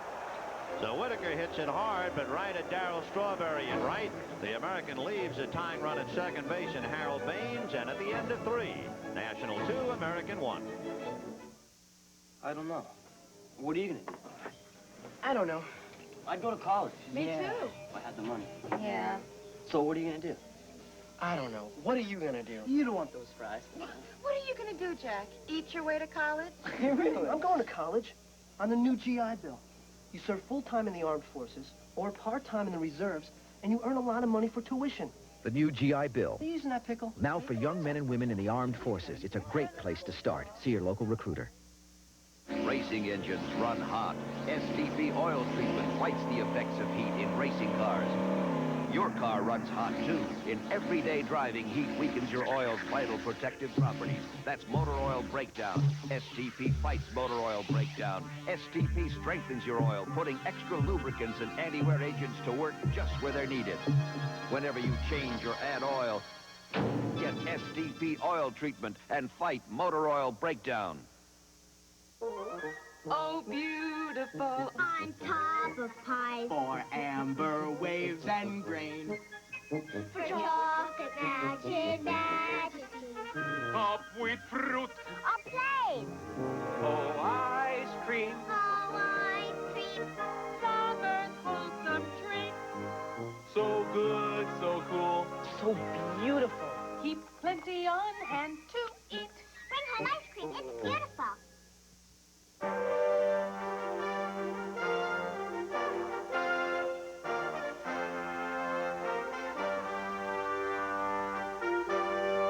America's Day at the Races, the Breeders' Cup, this fall on NBC.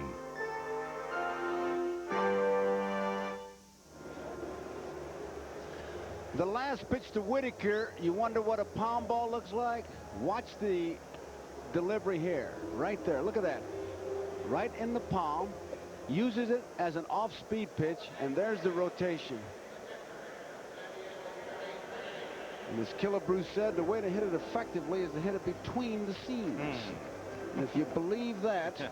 Got some land in Florida. That's right. Terry Kennedy will start it off. He'll be followed by Ozzie Smith and then Lamar Hoyt's spot. And with Nolan Ryan throwing in the pen, Dick Williams is thinking hitter. Meanwhile, on the mound, Bert Blyleven becomes the third pitcher for the American League. He won the 200th game of his career last month. A career ERA of 3, and there's a ground ball to Eddie Murray, and he'll do it himself. 1 away. And the very first pitch, he threw his bread and butter pitch. It was the overhand curveball, and he's got a dandy. With Ozzie Smith coming up, Gary Templeton is coming out on deck. And Templeton will bat for Lamar Hoyt. There's Blyleven's numbers. Of course, he'd like to be traded, but he must now clear waivers. That means every team in the American League would have to pass on purchasing him for a minimal fee. That's usually routine, but Blyleven is so much sought after. It doesn't appear he'll get through waivers at all. Detroit would certainly take him and his salary before letting Toronto trade for him, and the Indians aren't going to let him go for just a waiver price, so he's still in place. High twisting foul off to the left, out of play, and the count 0-2. If you wonder what it's like to be a catcher and have an umpire call a strike, the next time we see a strike, we're going to let you listen to Larry McCoy. He'll clean out your sinuses when he calls a strike. He's the American League's answer to Dutch Rennert. Oh, those two guys. Al Barlick was like that. No balls, 2 strikes. Interesting confrontation here. High chopper back to the left of the mound. Barehanded by Levin and got him. Fine play by Burt to barehand and throw. And George Brett had something to say to him. He could not have made the play if he two-handed it. It was a do or die because that artificial surface, up it goes, and Burt grabs it barehanded in position to throw and just does get him. And Ozzie Smith gets out of the batter's box in pretty good shape. He sees a base hit inside, and he's digging hard. Look at Jim Fry, the coach. Watch him duck it. Did you see him put his head down? So here's Gary Templeton now batting for Lamar Hoyt. Templeton banged up. He's had a sprained right ankle on Saturday.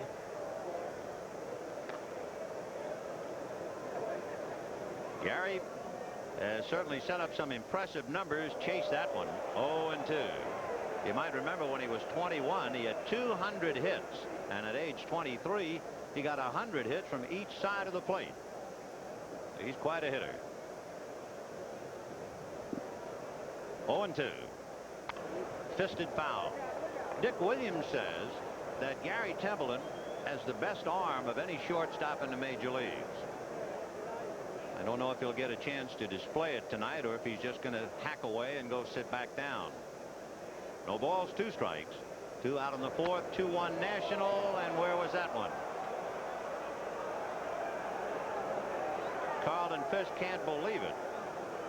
George Brett is saying, ask Charlie Williams. You take a look. Well, they ruled that he did not go around. 1-2.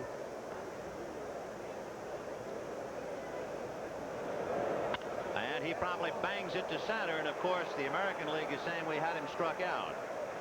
So a 2-out single by Gary Templeton.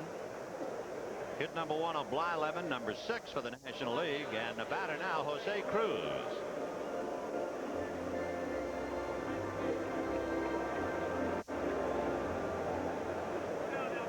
Cruz 0 for 1. Tony Gwynn started the game and grounded out, and Jose grounded out in the 3rd inning.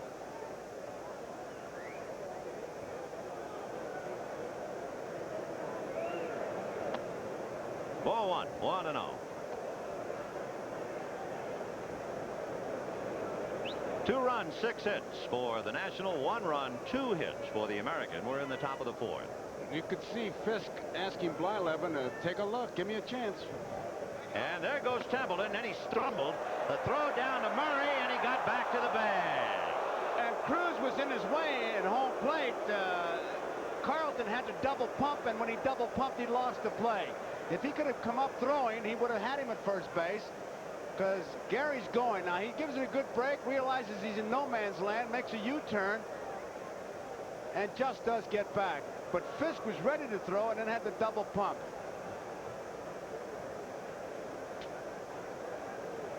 And remember, he's planning on running on a bad ankle.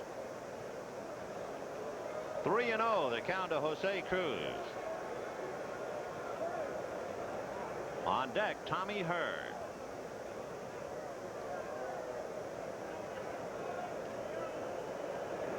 They let him swing, and he was way out in front of it. Hit off the end of the bat. 3-1.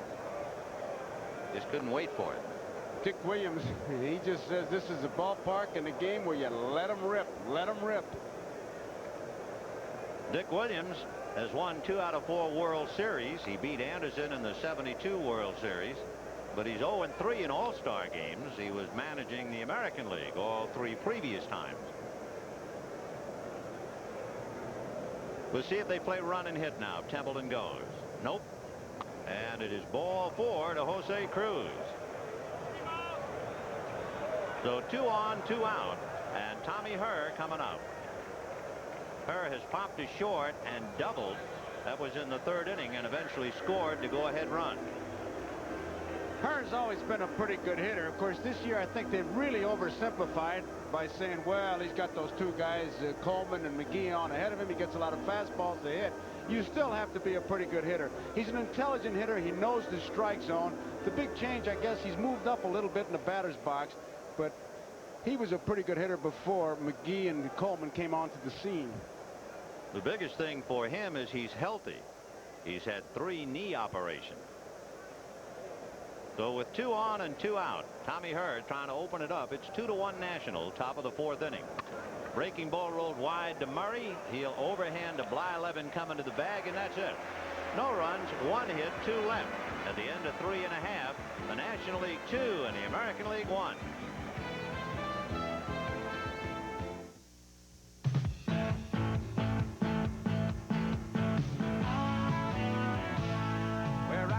Folks stand proud and tall. They'll look you right in the eye. A place where pride is worth a whole lot more than money can buy. Where people care about their family. Where laughter's sincere. Where your word is your word. A friend's a friend and Miller's the beer. Miller's made the American way, born and brewed in the USA. Proud as the people who are drinking it today. Miller's made the American way. Miller contains no additives, no preservatives. Miller Beer. Purity you can see, quality you can taste. Miller's made the American way. Recently, a young father heard some unexpected news. College education may cost $140,000. He called Merrill Lynch. Does the plan you set up cover me? I'll look into it. Fixed income portion covers college. And get me investor support in New York. Ron, I need research opinions on these stocks. Well, the analyst is checking that company. You've gotten sales and revenues up. Good. This is what we needed. Don't change a thing. More resources, better solutions. Merrill Lynch people, a breed apart. For all-star drama. No matter what it takes. Make it NBC. Your all-star network this fall. Let's all be there. Well, a couple of things are happening so far. First of all, we've seen the ball take the high bounce that we expected, and we've seen some extra base hitting, and we've seen some strong pitching as well. Well, everybody thought, and we're included, that there'd be a lot of home runs, because especially after the home run hitting contest, but the pitchers always have a way of getting to the fireworks and wetting down the fuse so it can't go off. I'll give you an idea. They played in Fenway Park, the one tie in all-star history. Fenway Park, 9 innings, 1-1. 1-1. Good pitching will do it every time. It'll be George Brett, Eddie Murray, and Cal Ripken against Nolan Ryan in the 4th inning. The National League making several changes. Tim Wallach is now at 3rd base. Ryan Sandberg is at 2nd, and Ossie Virgil is now behind the plate. We'll pick them off one at a time. Brett had the scoring fly ball and grounds it to Ryan Sandberg. Over to Garvey, 1 away. If you're keeping score along with us, we're checking to see how these fellas are going to hit. That's the way they're set up defensively behind Ryan.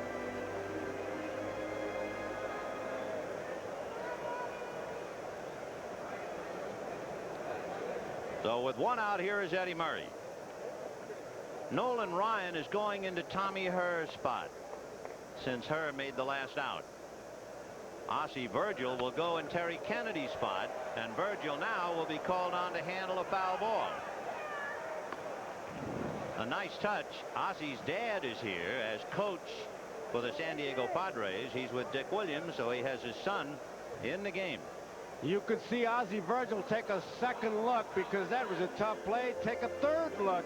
That was a difficult play. He kept his eye right on it, and now you can see he's talking to Larry McCoy, who's saying, hey, I think I had a little trouble with that one myself. That's a tough play to begin with. Here now is Cal Ripken. Ripken grounded out in the second inning. By the way, we're talking about Ozzie Virgil and his dad. The Ripkens were represented on the American League All-Star team last year. Father and son. Great moment. If you are keeping score, we can give you the offensive alignment now for the National League. Ground ball to short. Ozzie Smith beyond the rim throws him out. So we'll give you the National League when they're hitting in the 5th inning. At the end of 4, it's the National League 2, the American League 1, and we'll be right back after these messages from your local station. For All-Star laughs, catch the All-Star Network this fall.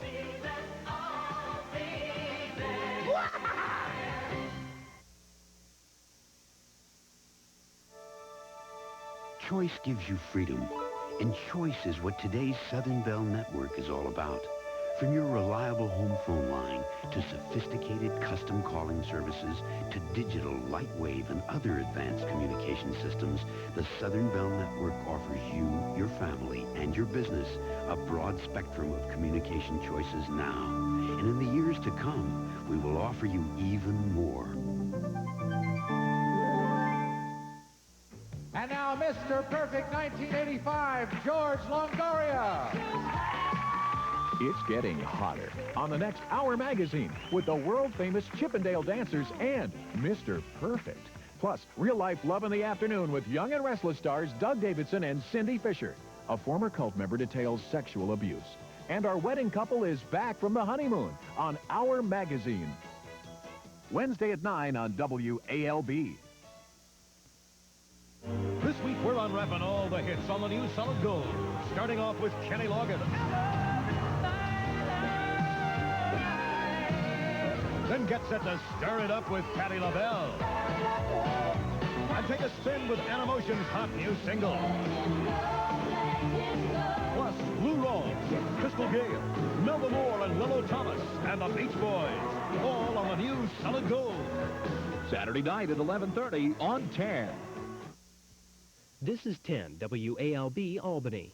The 1985 All-Star Game is brought to you by Sharp Electronics Corporation. From Sharp Minds comes Sharp Products. By Tenneco, building on quality. And by Wendy's, now serving freshly prepared breakfasts. In the 5th inning, Steve Garvey, Dale Murphy, and Darryl Strawberry against Bert Blyleven. Breaking ball strike, 0-1. How can they say that's an optical illusion?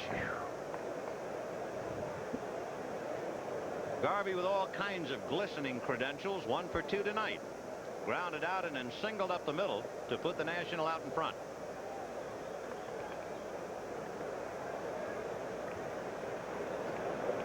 Whoop, in on the hands. 0-2. The first 2 pitches were really, when you hear people talk about a good overhand curveball, and the second one, the riding fastball in on the right-hand batter. You could see that just bore its way inside. 0-2. Ground ball to the hole, backhanded by Ripken, sets for the throw, gets him. Nice play, made it look very easy. So Cal Ripken plugs up the hole. Here's Blyleven with the curveball, the overhand curveball. Look at that arm come around. Sidearm, that was the last one he threw. Look at the follow-through where he is on the outside part of that plate. Garvey tried to pull it, and that's what you do when you try to pull it. The nice ground ball.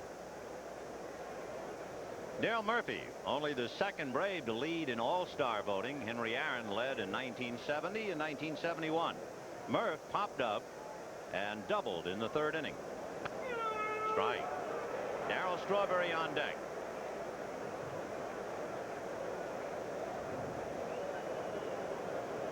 Down in the American League bullpen, since Blyleven is due to bat 4th in the bottom of the 5th. They get Dave Steve up there. If this guy gets through waivers, they're going to have to make more deals than a dealer in Vegas to get him through, I'll tell you. Maybe that's why he's wearing a beard. They're going to smuggle him through. Oh, they're going to have to at midnight. No balls and 2 strikes to Dale Murphy. Darryl Strawberry waiting on deck. Murray, Whitaker, Ripken, and Brett on the infield. Rice, Henderson, Winfield in the outfield. And Carlton Fisk still behind the plate. Blyleven is the 3rd American League pitcher. Jack Morris for 2 2/3. Jimmy Key and now Burt. Big sweeper. 1-2.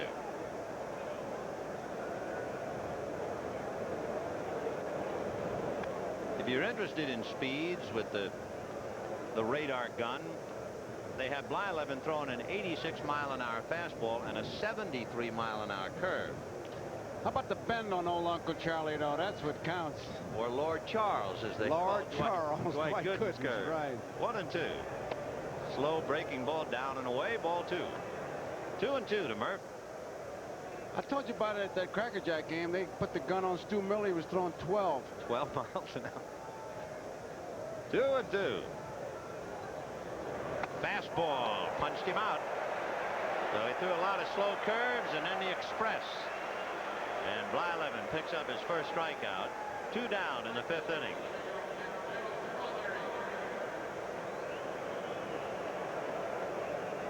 What did it look like? Here it is. Good follow through. Ready for the ball to be hit back. 86.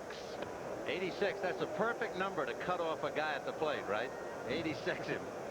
Now with 2 down, Darryl Strawberry takes ball 1. Strawberry singled and walked. Scored the tying run in the 2nd inning. Strike. 1-1. You notice those good pitchers when they got the good stuff, they can't wait to get the ball. I mean, this game is picked up. Give me the ball. Boom, boom, boom, boom. Why not? That's a strike. 1-2. Now you put down number 2 and see what happens.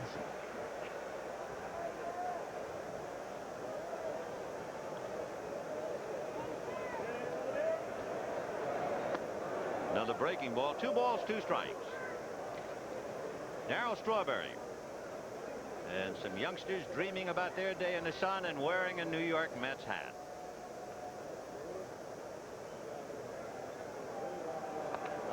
All 3. It's about what Gary Carter's doing, Vin, sitting home watching the game with his Mets cap on. And apparently that got a little bit of Darryl Strawberry, maybe on the foot. And hit by the pitch, he's awarded first. Yeah, Gary Carter wanted to be here. Lance Parrish wanted to be here. Pedro Guerrero wanted to be here and is here. And Joaquin Andahar is spelled W-A-L-K-I-N-G.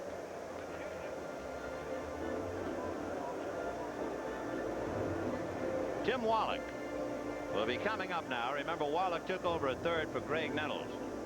And Blyleven and Fisk getting their signs squared away. Wallach had one of those great moments. He hit a home run, his first major league at bat. That was way back in 1980.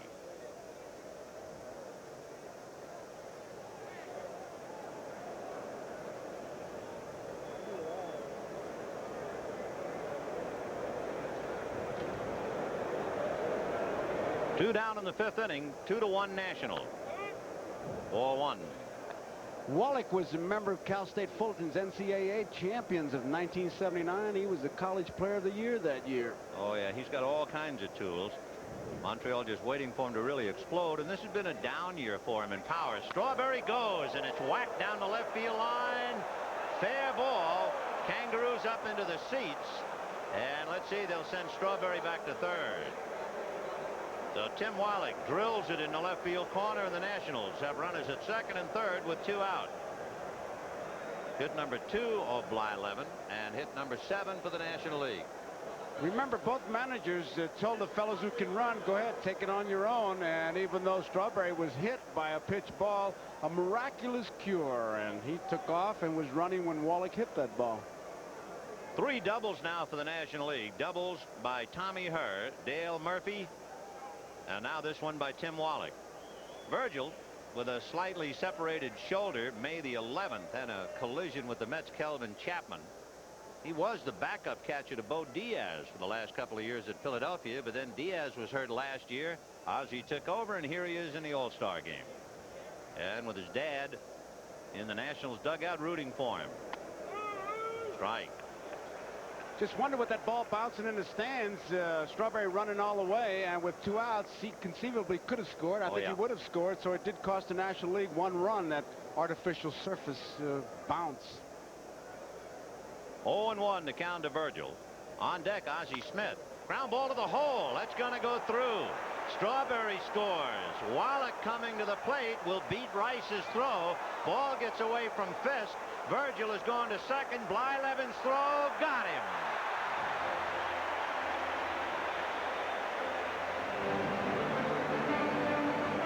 Put 2 more in the bank. And at the end of 4 1/2. When the big Q flows, America goes. Still beautiful, Dad. Took your brother through college, take you wherever you want to go. On Quaker State. Right. Smooth oil flow is what you want. Protects the engine. See, Quaker State starts with Pennsylvania-grade crude. Delivers stable viscosity. You get great protection with the Big Q. Hey, how come you know so much? From listening to you. Quaker State. The big Q stands for quality. Always has, always will. Now Wendy's has breakfast for only you. Only Wendy's makes breakfast fresh for you. Only Wendy's makes French toast and omelets too. Only Wendy's and Wendy's alone has a sandwich like we do. Fresh made through all the breakfast for the one and only you. What? When you play telephone, if you can't hear everything, that's part of the game. But when you pay for calls, it's no fun. AT&T thinks that every long-distance call should sound as close as next door, and isn't that why you call? Want to try it, too? Calling anywhere, anytime, long-distance operators over a century of commitment. That's AT&T. The more you hear, the better we sound. AT&T, the right choice. I never let those years in the spotlight go to my head. There are no stars on Potato Farm. Everybody's the same. I lived a simple life here. A really good life. There's still a place where people don't forget where they came from. A place where beer is beer, and the brand is Miller. Miller's made the American way. Miller Beer. Purity you can see, quality you can taste. Miller's made the American way. Here's the base hit by Virgil, a good fastball hitter. He hits a curveball in the hole to left field. Rice comes up throwing. Fisk, the runner kind of gets in the way. You can see Fisk had a weight, gets by him. Now Blyleven alertly backing up the play, bounces the ball to second base. And Whitaker puts the tag on Virgil, but 2 runs are in. So if you're scoring 7-1-4 on the throw from Rice to Blyleven, and then back to Whitaker, and it is 4-1 National in the bottom of the 5th inning. The National making some more changes with Dave Winfield at the plate, ball 1. You now have Jack Clark at first, Willie McGee in center, Dave Parker in right.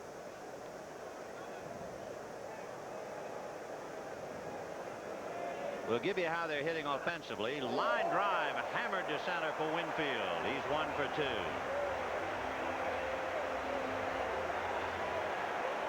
So Winfield, area boy from St. Paul, singles, and the batter will be Jim Rice. Jack Clark is in Steve Garvey's spot, number 3. Willie McGee is in Dale Murphy's spot, number 4.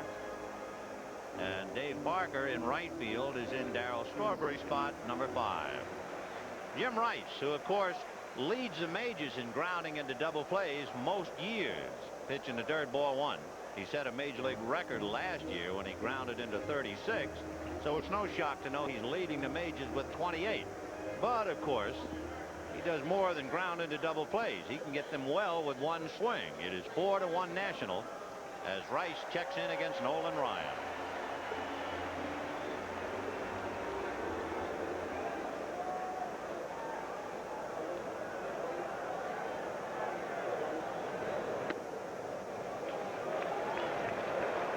Two balls and no strikes.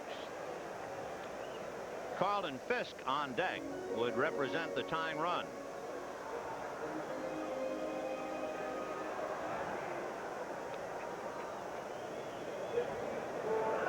Busted bat foul. He'll have to go get another. Us bad hitters can hear that with 60,000 people screaming. It's like a celery stalk. So he's gone to the woodpile. Ryan went to his strength, which was his fastball, got it inside, and you can see that Rice, he was determined to swing if it was a fastball, and he just got it right at the trademark, and, well, it's a souvenir for somebody. So Nolan Ryan working on Jim Rice. Boy, that's the high-rent district, isn't it? 2-1 to Jim.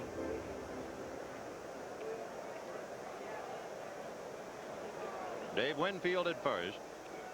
Nobody out. High pop foul behind the plate. Ozzie coming back. No play. It's on the other side of the screen.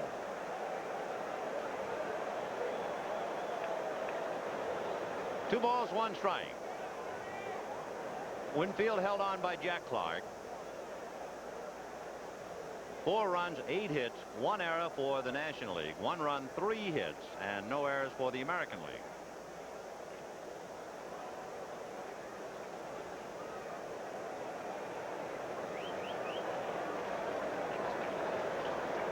Two and 2 to Jim. Fly to right field in the second inning. He was a little late on a fastball after wrestling a few Lamar Hoyt curves. 3-2. Nolan Ryan, he is indeed phenomenal. He's throwing as well, I think, now, if not better than ever. And he is 6-1 in the Astrodome with an ERA of a little more than 2.5, so he likes to pitch indoors. Foul back.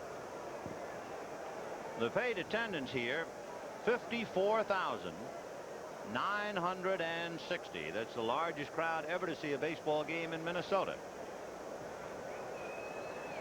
Great. Winfield has good speed, but he was not running. They want to make sure Rice, I guess, doesn't get distracted. 3-2 with nobody out. Winfield goes. Fastball, foul tip, the throw down.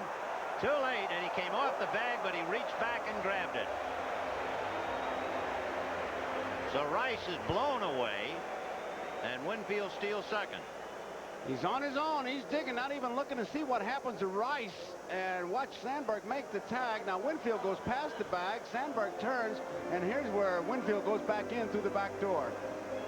He's not looking back at the hitter, so he's looking for that bag. It will come as no surprise to the hitters in the National League who are watching this game. Nolan's fastball that just punched out Jim Rice, 95 miles per hour.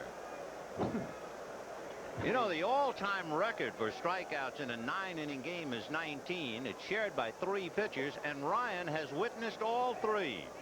Half swing on a breaking ball, no swing, says John Kibler. Of course, Ryan pitched one himself. He was on the Mets when Steve Carlton struck out 19 in 1969, and he was on the Mets the next year when his teammate Tom Seaver fanned 19 Padres.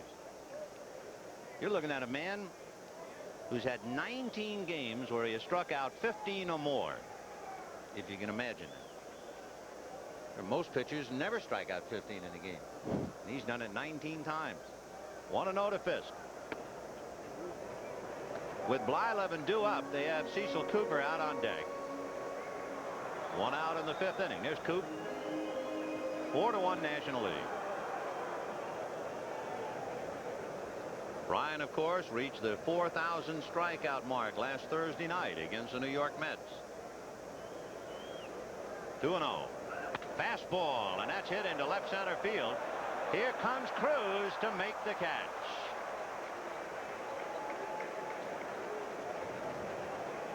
That's a whole lot like the ball that was hit by Murphy that Henderson had to wait for. It was a big swing, wasn't hit that hard, and Cruz broke a little bit late and then made the play. Cecil Cooper, a left-hand hitter coming up, and of course Sparky Anderson still has sitting on the bench Wade Boggs, Don Mattingly, and Ernie Witt to hit left-handed.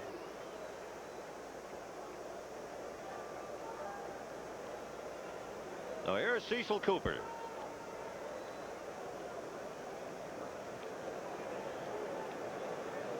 He really tailed off in home runs, and it could very well be just the sign of time taking its toll.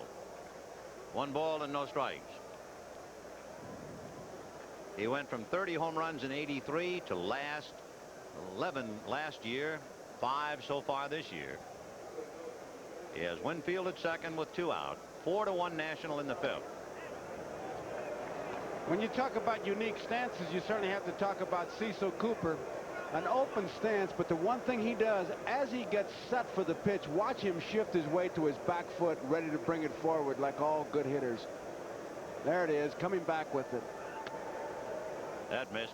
He had 7 straight years where he hit over 300, and of course in 1980 he hit 352 and finished a distant second to George Brett, because that was the year Brett hit 390, and along the way he's picked up 2 Gold Gloves. 4-1 National, 2 out, Winfield at second in the 5th. So Cooper draws the walk, and Ricky Henderson will represent the tying run with 2 out and 2 on. Henderson has singled to center, grounded to short, 1 for 2.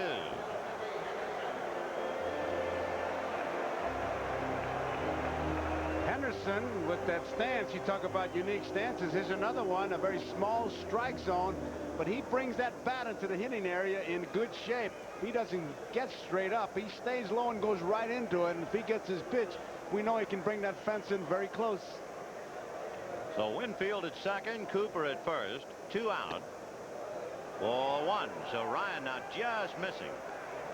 You have Cooper at first, Winfield standing right on top of the bag, and 2 out. Ryan pitching his second inning after Lamar Hoyt went the first 3 and allowed 1 run. 1 ball, no strikes.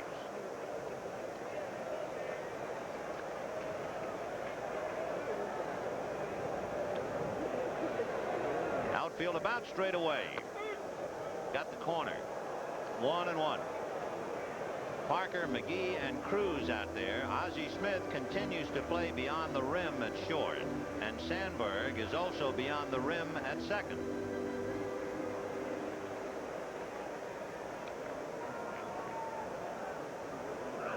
Whoa, fastball driving him out of there.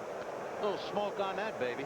When you can make the catcher's mitt that Ozzie Virgil is using, when you can make that pop, you're really throwing. The gun had him at 90 because that thing is just a big pillow.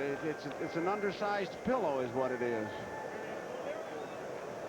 2 balls and 1 strike to Ricky Henderson, battling a man with 5 no-hitters, Nolan Ryan.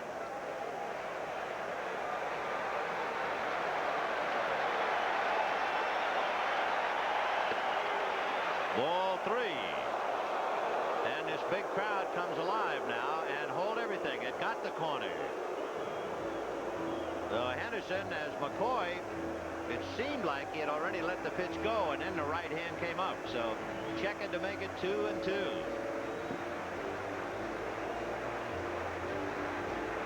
Dave Winfield at second, Cecil Cooper at first in the 5th inning. 4-1 National.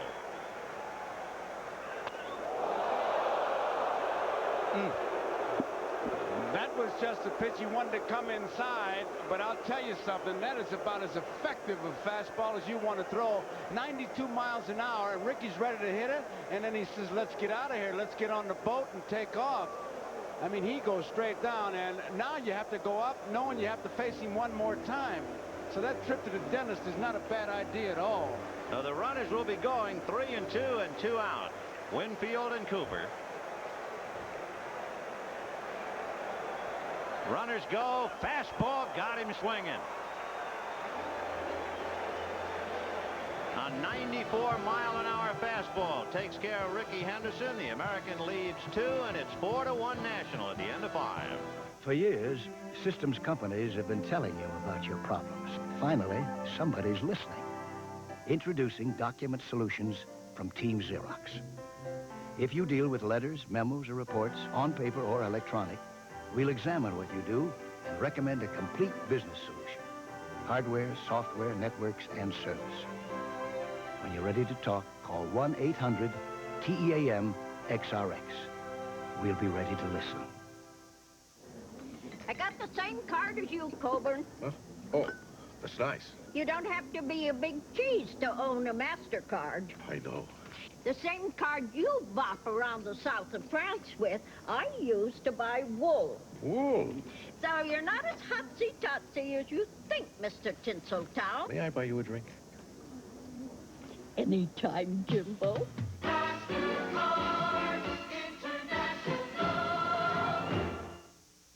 State Farm is there when disaster strikes.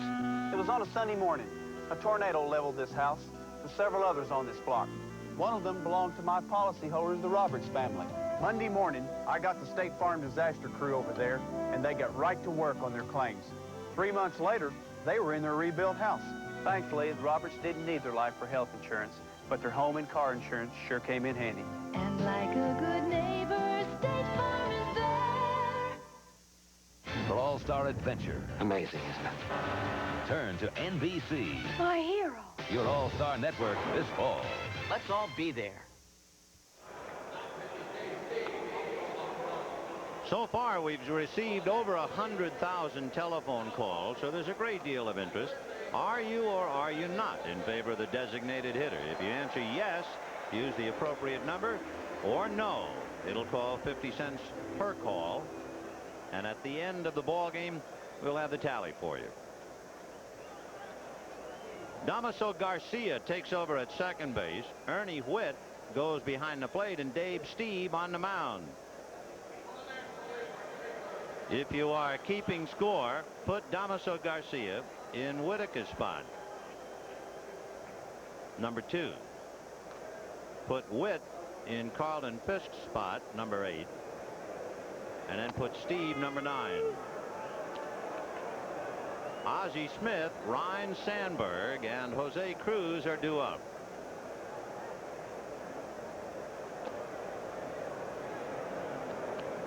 Down in the National League bullpen, Fernando Valenzuela begins to loosen up.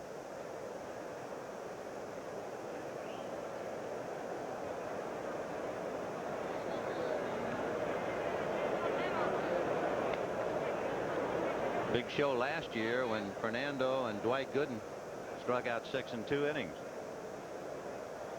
Talking about strikeouts, that's one thing Ozzie rarely does. About 4% of the time is all. Lifts a fly ball slicing to left center, moving over is Henderson. The 1 down, and Ryne Sandberg coming up. Again, if you're wondering about Steve, his manager Bobby Cox says outstanding fastball, good command.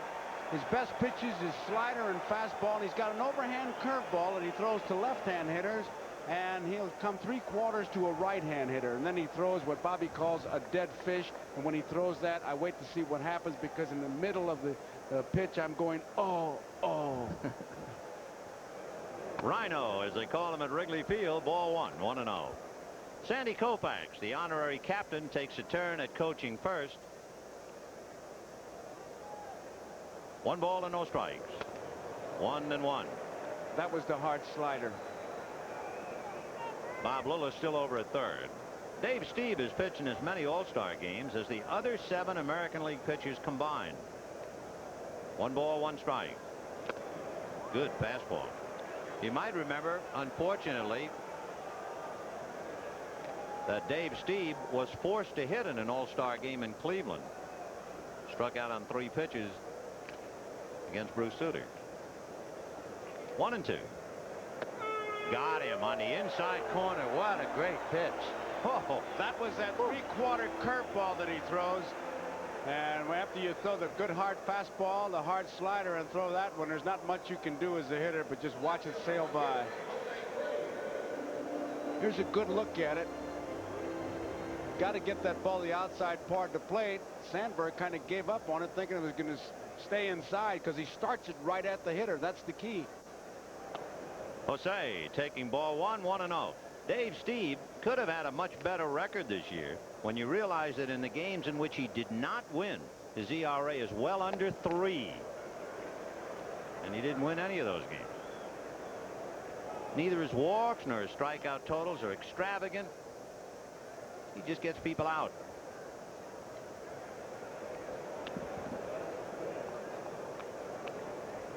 One and one, now 2-1. Donnie Moore begins to throw in the American League bullpen. 4-1 National with 2 out, bases empty, top of the 6th. That's a strike.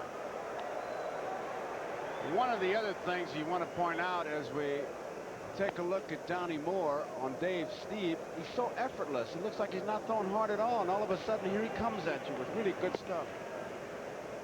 2-2. Tell you how tough he is. In his last 11 games, Stieb's earned run average is 1.1, and he has a record of 6-2. You figure he'd certainly be undefeated. So 3-2 the count to Jose Cruz. 2 outs, 6th inning. National 4 runs, 8 hits. American 1 run, 3 hits. Fastball, and he missed with it. So Nolan Ryan is due up. He is taking the windbreaker off, and Noli will come up and hit. Looking back at the dugout all the while. I'd like to remind our viewers who will be selecting the NBC Light Beer from Miller Player of the Game at the conclusion of the ball game. We have a long way to go. Ryan is hitting in the number 2 slot, and Jack Clark is on deck.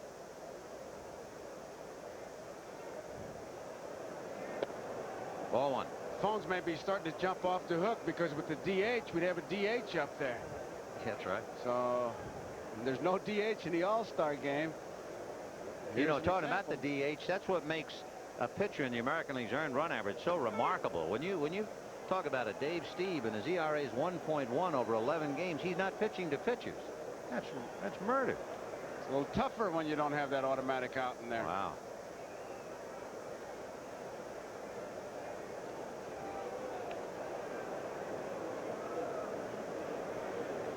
Cruz at first with 2 out in the 6th inning.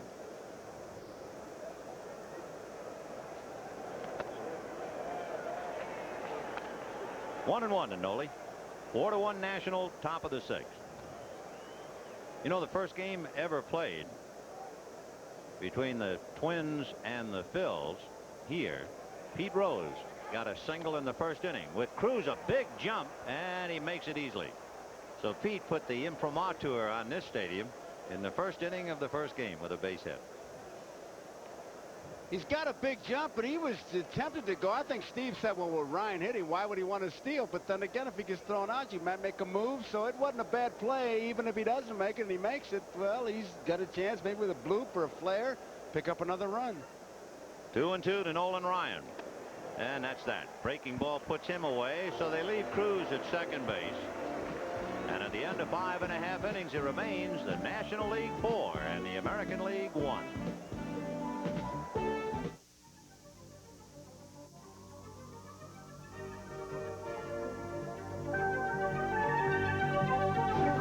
Enter the world of Alpine Mobile Electronics. Car audio systems, mobile cellular telephones, mobile security systems, all with quality that could only come from one source. Alpine, nice touch. Lamborghini has the Alpine touch. Tenneco is a leading oil and gas producer. Tenneco is America's most successful shipyard. Tenneco is insurance protection for America's families. Tenneco is a leader in paper packaging. Tenneco is one of America's largest natural gas pipelines. The Tenneco family, building on quality. Around here people seem to say it all without saying a word. There are still places where you can shake a man's hand, buy him a Miller, and you've got yourself a deal. Miller's made the American way, born and brewed in the USA, just as proud as the people who are drinking it today. Miller Beer, purity you can see, quality you can taste. Miller's made the American way. You can feel it in the wind. It's going to be a perfect day. And here's Ford Tempo, the forward-thinking car with front-wheel drive, precise handling, and a shape that handles the wind as well as it handles your family. In fact, Ford Tempo is so well thought out, it even makes getting to the picnic a picnic. Have you driven the best-built American cars? Have you driven a Ford lately? Bottom of the 6th inning with the National League leading the American League 4-1. Still plenty of life in each dugout, although it looks like the National League is sitting back enjoying the 3-run ball. Damaso Garcia will start it off. He takes ball 1. He was acquired by the Blue Jays from the Yankees, and he's been a Blue Jay second baseman ever since the start of the 1980 season. And what a performer. 1-0. 2 balls, no strikes. You know, Damaso kind of steps in the bucket, bails out, is what they say, as Sparky's kind of making a little bit of a speech in the dugout and going to make some changes. But watch where his bat is. His bat is still back. He's still able to hit the ball, although he is bailing out. Watch that front foot. He rarely walks. This is very interesting. He's ahead 2-0. And he promptly lifts it to right center. Parker is digging, and he will make the catch for the out. We asked Pedro Guerrero how come he was here knowing that he couldn't play. His reasons make a lot of sense. Well, the way I feel is that, you know, I come down to this game to represent the Dodgers, but not only also, I also represent my family and my country, so that's something that you can miss, really. So the Dominican Republic is well represented by Pedro Guerrero. Did you see that zinger that Dick Williams gave Joaquin Andujar in the press conference? No. They said to him, Andujar's not coming to the All-Star game. He said, I don't care. I'm just glad he was there the other night when we beat him. Makings of a feud. Yeah. There's Dick eating his sunflower seeds. 2-0 the count of George Brett.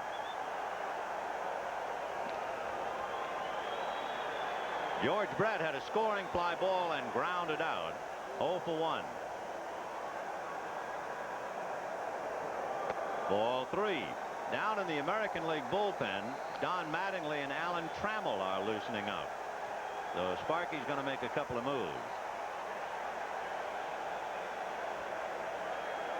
Nolan Ryan working his 3rd inning against George Brett. Fastball down the pipe. It's taken Brett 1 month to raise his average 58 points. He has been blazing hot. And he walked. Second walk given up by Nolan Ryan. He walked Cecil Cooper. And the batter will be Eddie Murray. Fernando Valenzuela is throwing in the Dodger pen. Donnie Moore, the other representative from the California first place teams, he has stopped throwing. And I don't care what the gun says, and I don't care how fast he throws. You can't keep shooting fastballs by guys like Murray. That's a strike. Eddie Murray with 525 RBIs as the most in baseball during the 80s. And all you had to do is watch him hit those home runs in the home run hitting contest. It was scary. With that kind of a swing, he hit the speaker. How high is that speaker, John? 140 feet high. I tell you, he hit some, I think by cab was about $8.40. Way up in the upper deck in that home run contest. Crowd coming alive with a wave. With that billowing roof, you feel like you're under sail and underway. Ball 1.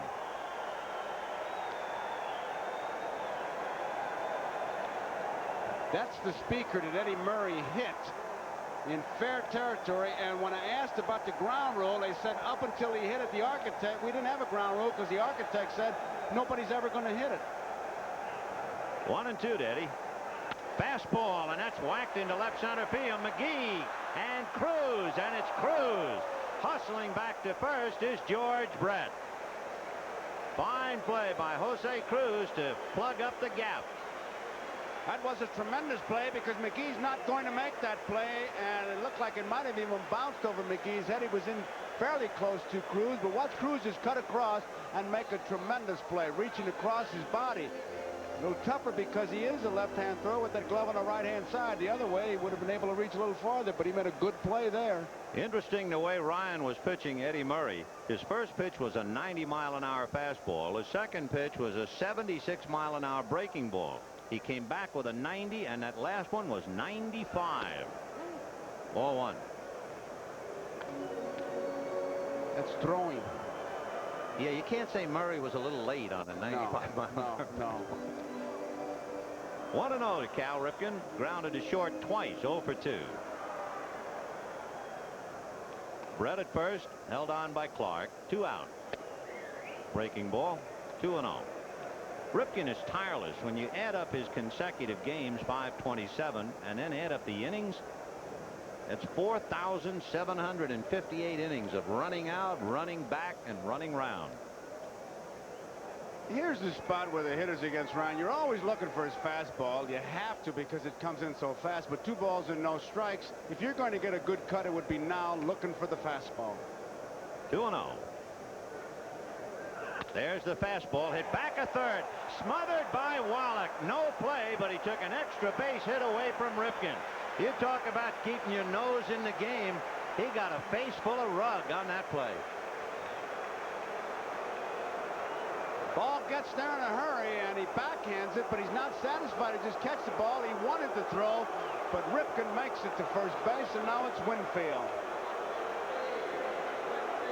And to show you what it means to be an all-star, Cal Ripken pulled a 94-mile-an-hour fastball, and only a dazzling play by Tim Wallach prevented it from being an extra base hit. Think he was looking for it? Oh, yeah. 2-0, 2 breaking balls, the Express.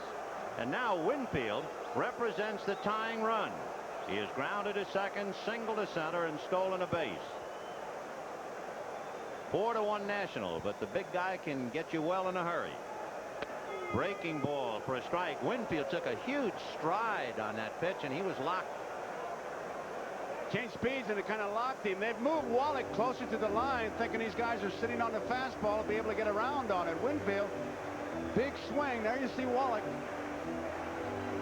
0-1 to count to Dave Winfield. Line drive, foul. Down in the bullpen where Coach Bobby Cox is playing catch with Tom Brunansky. And, of course, anything Brunansky does really shakes him up here. There's Bruno. 0-2 to Dave Winfield. And 2 breaking balls he threw to Winfield. Now he's way out ahead of him. It'll be an interesting battle right here. What Ryan will do, he can do most anything. Winfield jumped on that last curveball and really wasn't biting as hard as that first one. George Brett at second, Cal Ripken at first, and 2 out. Fastball hit the bat and knocked Winfield on his haircut. You could see Virgil moving as he gave the pitch with our center field shot. You could see him edge in. That fastball was boring in on him, and down goes Winfield. And I mean, you talk about fast. He hits a line drive by just letting the ball hit the bat. When he goes down, you want to holler timber. He just kind of unfolds. Look at this. And the count remains no balls, 2 strikes. In case Dave would like to know, it was 95 miles an hour. Let's see where Virgil sets up with this pitch now. He's one of those catchers that'll move. 0-2.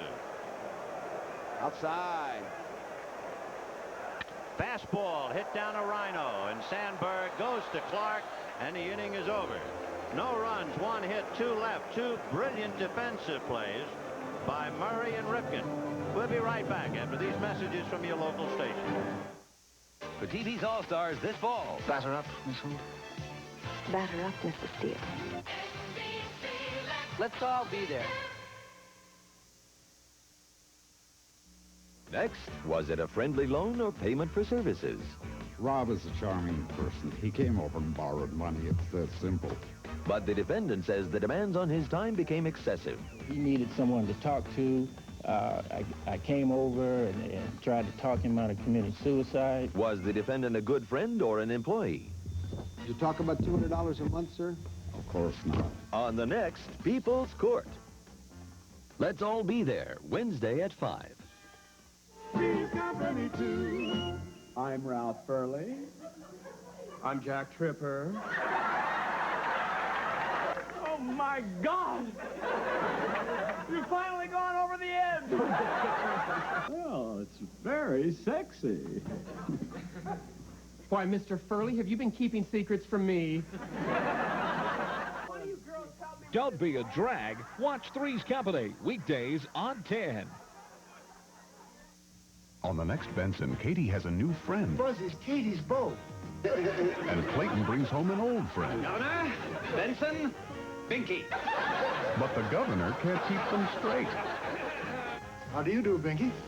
Buzzy Benson. Hi, Daddy. Bye, Miss Crawford. And when Katie goes on her first date... Oh, my little baby! Join the fun Wednesday at 7:30 on 10. Highway to Heaven, Wednesdays at 8. One of the tools that Nolan Ryan has, he comes inside. Now to Henderson, he comes inside. Down he goes. You remember that? And then he comes back to strike him out. You're just not eager to come up. Here's Winfield. Down he goes. And on the next pitch, he throws the bat, just barely gets the bat on the ball and hits the ground ball. You have to be able to pitch inside. And when you're throwing fastballs 95, 94 inside, the body has a meeting with the brain and says, hey, we're both brave, but let's not all of us get up there at the same time. It's a very effective tool when you throw that hard. Well, it's a big city. You knock down two guys, New York, New York. Here's the way the American League stacks up now. Mattingly, Garcia, Trammell, Molitor, Rice, Phil Bradley is now in center, Tom Brunansky in right, and Donnie Moore on the mound. And we'll check to see how they're hitting. Donnie Moore will be pitching to Jack Clark, Willie McGee, and Dave Parker. Donnie, one of the principal reasons why the California Angels are where they are. Luis Sanchez led California last year with 11. He already has 17, a career high, and he has been brilliant in his last 16 appearances. His earned run average is less than a run.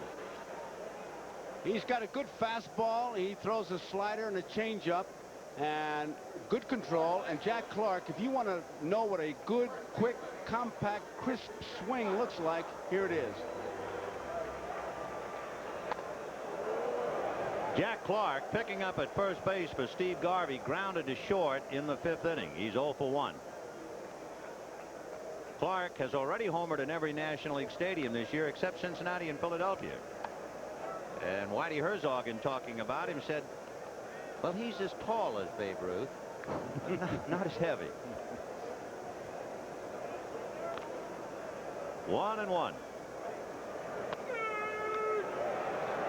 1-2 the count. Donnie Moore's been in pro ball since 1973, but last year was only his second full year in the major leagues. 2-2. Donnie Moore was a long reliever until last year when he had 16 saves for Atlanta. But when the Braves got Bruce Sutter, well, they left Moore available in the free agent compensation pool. Comebacker, and Donnie has it. That takes care of Jack Clark. 1 away. That compensation pool, the Angels lost Fred Lynn. So California dipped into the pool and in compensation picked up Donnie. And ironically, Moore is having a better year than Sutter, who did not make the All-Star team. McGee has pretty good power, but he's got great speed and a gap hitter. Strike to Willie McGee. If he hits one between the outfielders, it's really going to be a race. He leads the National League in triples with 10. 1 ball and 1 strike. If you are keeping score, Paul Molitor is hitting first. Phil Bradley is hitting third. There's a 2-hopper down to second base to Garcia, who throws him out. Tom Brunansky is hitting in Eddie Murray's spot. Alan Trammell is hitting in Ripken's spot.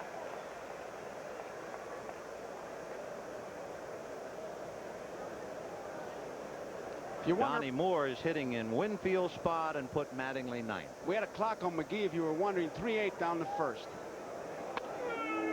Strike.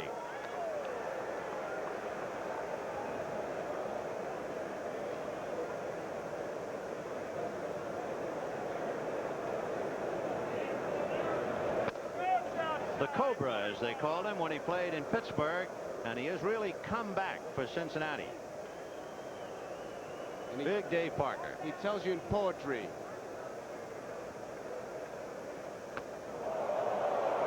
It won't fit after that swing, but he says, no beard, new city, but my swing is still pretty.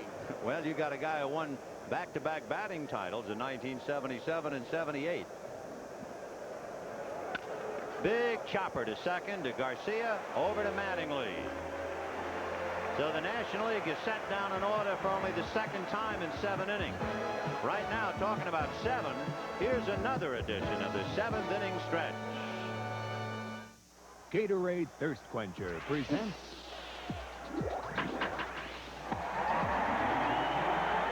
the 7th inning stretch. Gatorade is Thirst Aid for that deep down body thirst. In Baltimore, the Orioles have been flying high. One reason why, a homegrown hero who's played every inning of every game for more than 2 seasons. This junior member of the Orioles plays a major role.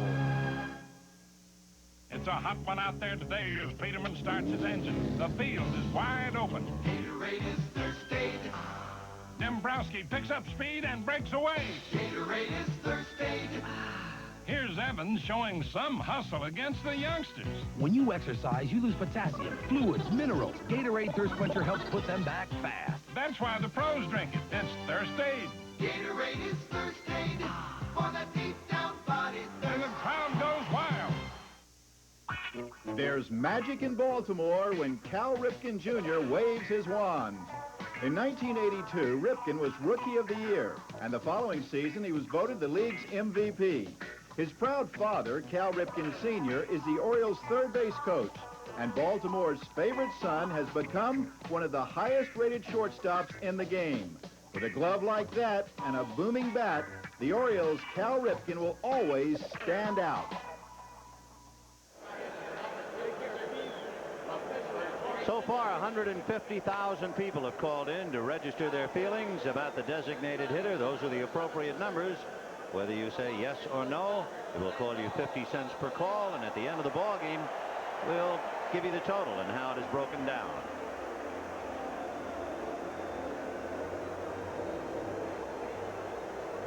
You know, Joe, sitting here with 54,960 taking the traditional 7th inning stretch and listening to them sing "Take Me Out to the Ball Game" with such joy, the whole ball game is tinged with sadness thinking about the August 6th strike date set by the players. Well, everybody around here, you like to be an optimist and think that it won't happen, but we'll have to wait and see. There's not very much we can do except sit and wait. New battery, Fernando Valenzuela and Tony Pena. And Gary Ward is on deck to hit back a Rice. You youngsters who want to be catchers, watch Tony Pena behind the plate, get in his catching position, and then forget it. He's one of the rare ones. In the dirt. He has thrown out 5 people, at least picked them off from that position. He got Keith Moreland, where Jim Fry told me, he said it was like a line drive being hit instead of a throw. In looking at the American League here in the 7th now, you have Jim Rice. Then Ernie Witt is due up, followed by Don Mattingly.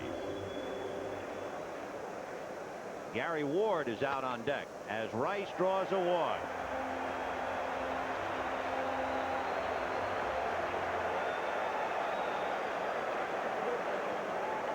So Rice at first, and here's Gary Ward. And a sweet return in the All-Star game to Minnesota for Gary.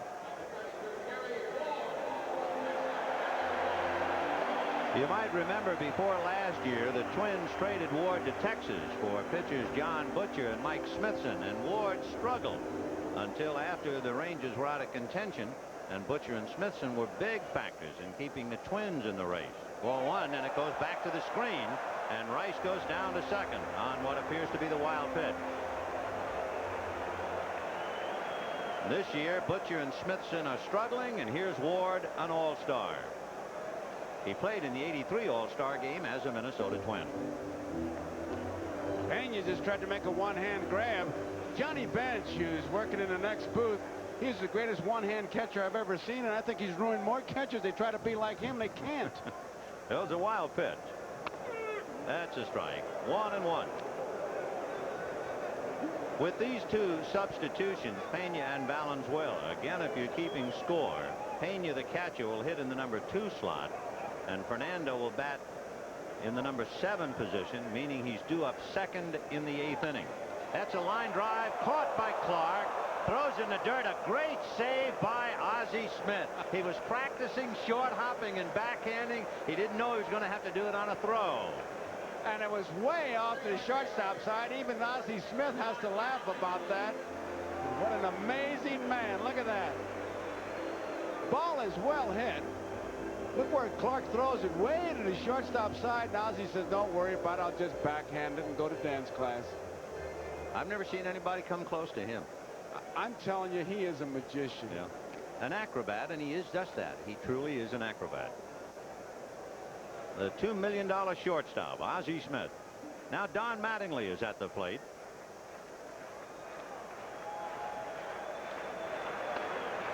Ball one. Mattingly last year became the first player to lead his league in batting and fielding. He had his string snapped, but he's hitting over 300 again. You know how far back it goes to do that? 1888. A drive to right center field and deep. Willie McGee on a dead run. He one-hands it. Ward goes to the bag to tag. Ozzie's going to be the relay to Wallach, and it hits the runner in the back. Rice is safe at third. They had a chance to get him. Ozzie Smith's throw just hits Rice. Good relay throw. Look at here. Plenty of time.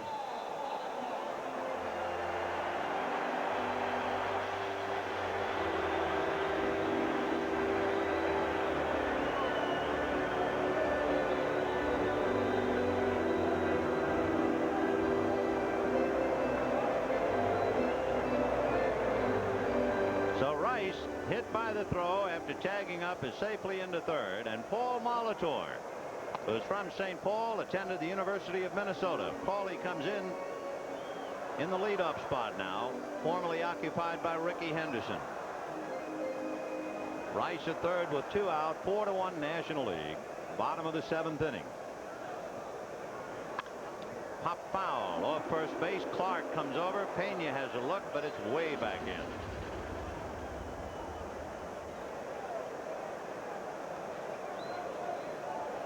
Paul Molitor really had his year scrambled last year because of injury.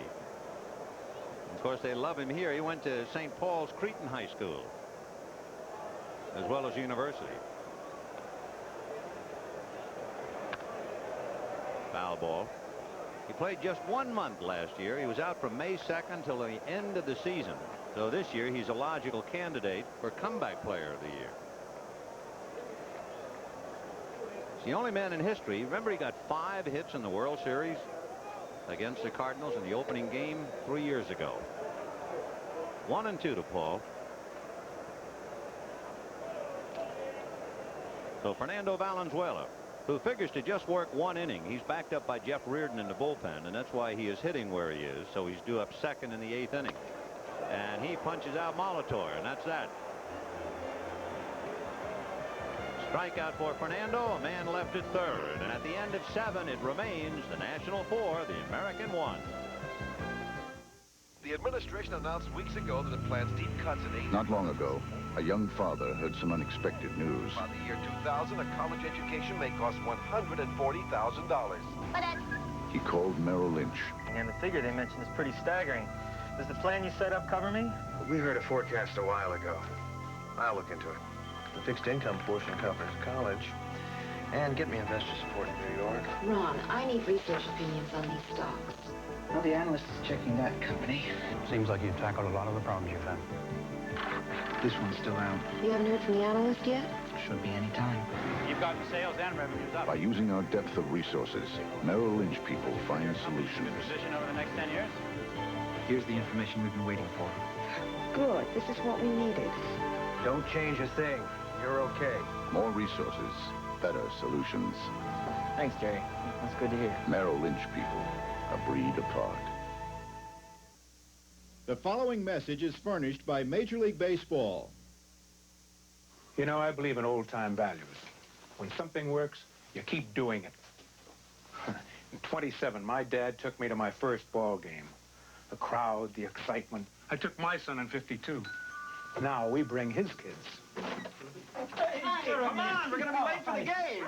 Going to the ballpark in this family has become a tradition. If you're missing it, you're missing something important. Hey, you owe it to them. Major League Baseball, a family tradition. Share it all. You are not looking at some creature from out of space. That's our Skycam camera directly in front of our booth, high over the field. And now we go to the Skycam, and there you are in living color. Ain't you grand? Modern technology, as they say. And bye-bye, Skycam. Vin, I guess Bob Veal, the Pittsburgh pitcher, was right. Good hitting, good pitching will stop good hitting, and vice versa. Vice versa. So long, Sky. See, I know him now. I don't drop the cam. Coming back. He's going to give us a shot. The area viewed straight down on home plate.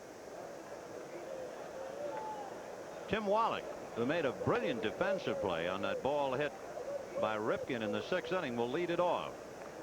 On deck, and this place will go wild, I'm sure, is the man who got the first hit in the Metrodome ever, Pete Rose. There he is, the oldest non-pitcher to ever play in an all-star game. The previous record, Carl Yastrzemski. We ought to measure the decibel level with Rose and Brunansky when Brunansky comes out. Yeah, that's right. Those two will put us right out.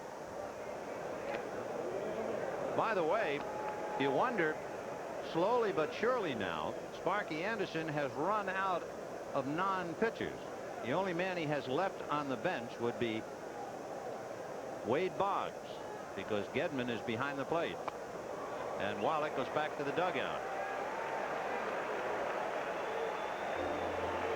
And here comes Pistol Pete, batting for Valenzuela.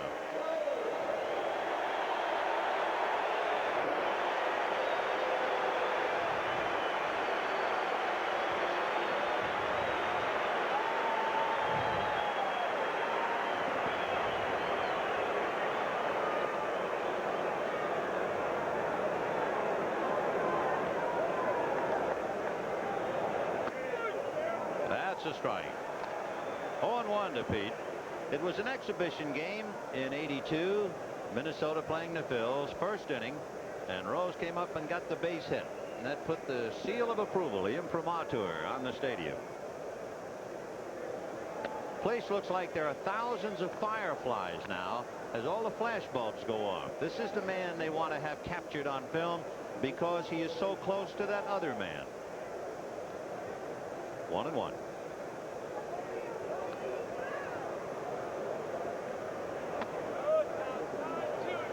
2 balls, 1 strike.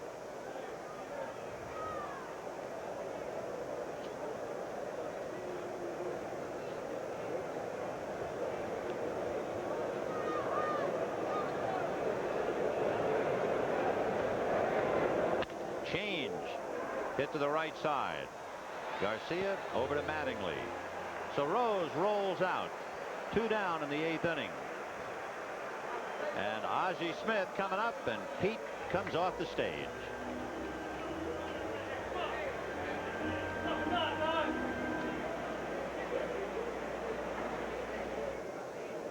Ozzie Smith going all the way at shortstop has popped up, hit back to the box, and flied to center.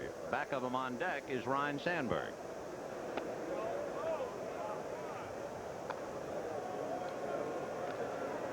Gedman behind the plate is quite a story.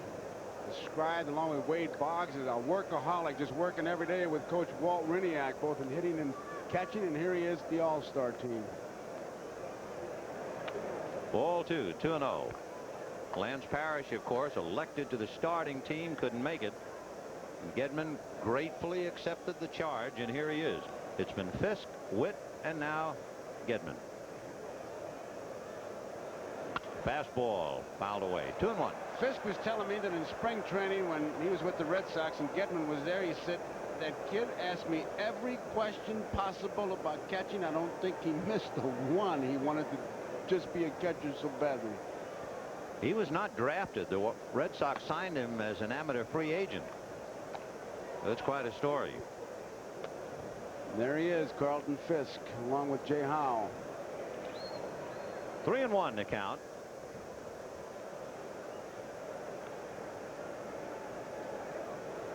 Morris, Key, Blyleven, Steeb, and Moore going for the American. Hoyt, Ryan, and Valenzuela for the National. Grounded foul the other way. That's nice. Let's take a look at the first base coach and then the third base coach,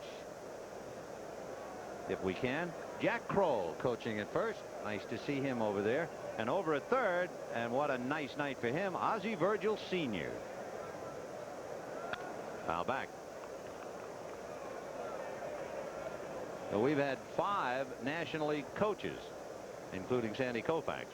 This telecast, presented by authority of Major League Baseball, may not be reproduced or retransmitted in any form without the express written consent of Major League Baseball. Drive to center, and going back for it is Phil Bradley to make the play. So that's 7 in a row retired as the National goes quietly in the 8th inning. And at the end of 7 1/2, 4-1 National. What's black and white and red all over? We'll show you. This new Toshiba copier makes crisp, clear, edge-to-edge copies. But with just one touch, it changes color to make crisp, clear, edge-to-edge copies in red, or blue, or brown. Toshiba's Chroma Touch copier, the copier that changes color. Presto, changeo. And that's big news. Toshiba. Quality in, quality out.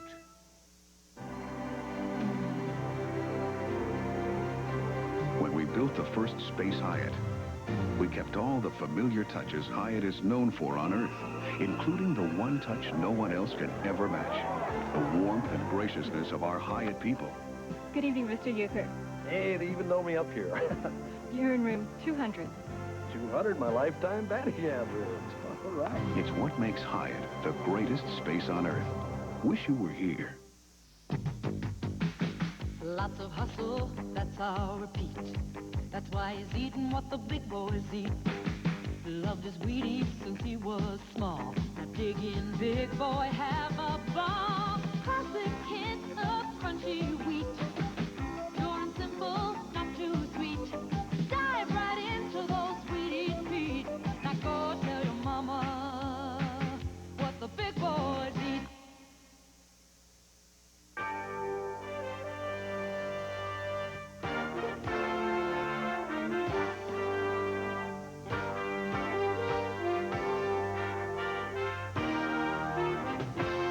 It's like no other race in the world, the Michigan 500.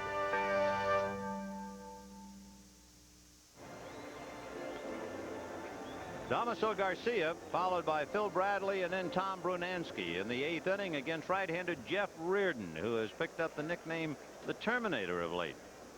Stopping ball clubs, he leads the majors with 22 saves. Ball 1.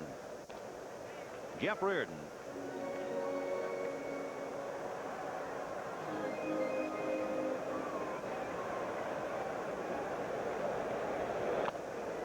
Foul tip. 1 ball, 1 strike. One of the things that Jeff talks about that has helped him this year is his control of his curveball. He's always had a good curveball, but he said he threw more curveballs in spring training this year than in any year, and he really has been getting it over when he's had to get it over. Fastball foul back, 1 and 2. You know, his career high in saves is 26. He already has 22, so he ought to go flying by that. And he is certainly the biggest reason the Expos are having as good of a year as they are.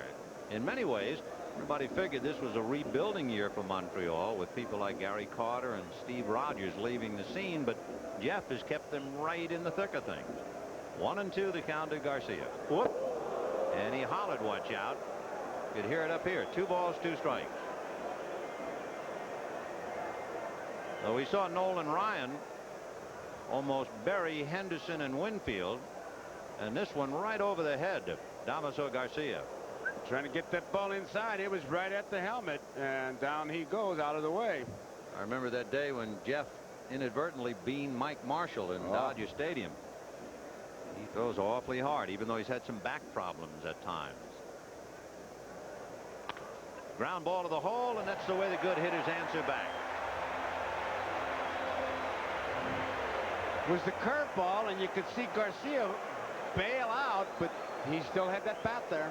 If you weren't with us in the first inning, Ricky Henderson single, stole second, went to third on the throw by Terry Kennedy, scored on George Brett's fly ball. However, in the top of the second inning, with 1 out, Strawberry singled and stole second, and with 2 out, a base hit by Kennedy tied it up. Garvey single knocked in Tommy Herr to put the National in front 2-1. And in the 5th inning, Ossie Virgil with runners at second and third and 2 out. They pitched to him with Ozzie Smith on deck. Virgil singled to left, and 2 runs came in. So it is 4-1 National, and we're now in the 8th inning. And that is ruled a strike. 1-1. Phil Bradley, a great football player, all-time Big 8 conference yardage leader, great quarterback at University of Missouri. And another one. There was the curveball. There's Tom Brunansky, as they call him, Bruno here. He'll stop the show when he comes up. And there goes the runner. Swung on and missed. Pena to Sandberg. And the ball gets away, rolling back to the mound. Reardon picks it up. He throws to Wallach, and they got him. What a freak play. Looked like Sandberg was handcuffed. The ball may have hit the heel because it came forward, and Garcia trying to pick up the extra base. Pena really put something on this throw. Watch it just pop out, and Sandberg really doesn't know where the ball is, and Garcia for some reason tries to pick up the extra base. But listen to the crowd. Here comes Bruno.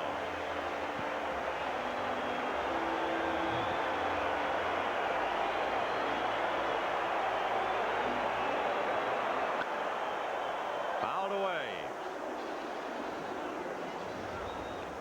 Pena had no idea where that ball went. You could see him just put his hands up. I don't see it. I don't see it. That was not the best base running judgment by Garcia, trailing by 3. He tried to take that extra base and get thrown out, and now you got the bases empty. Still 4-1 National with 2 away. Side armor, and it stayed inside under the elbows. You know, Brunansky has hit only 7 of his home runs here at the Metrodome. He's the first one to disprove the theory that it's a haven for home runs. He's hit 19. This whole game has disproved that theory. Here you got all the big sluggers in both leagues. Everybody led us to believe it was going to be firework. It was going to be all kinds of rockets all over the place, and no way. 2-1. High twisting foul. Jack Clark coming over to the railing, and it's back in. That's why we mentioned earlier the one tie over the years. The National League has won 35, the American League 19, and there's been 1 tie. That tie was a 1-1 tie in Fenway Park, of all places. And when they played the All-Star game in the Coliseum with the screen in very shallow left field, the final score was 5-3. Ground ball to Ozzie. Over to Clark, and the lights go out in the 8th inning.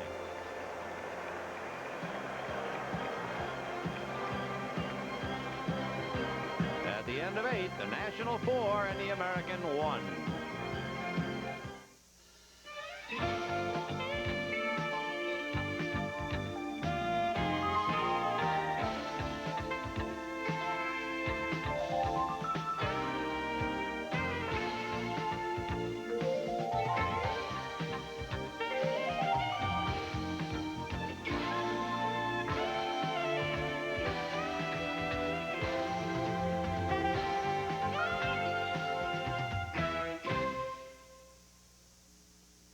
Over 100 years ago, Frederick Miller started an American tradition. He put his beer in clear bottles to show its purity, its quality. Miller's made the American way.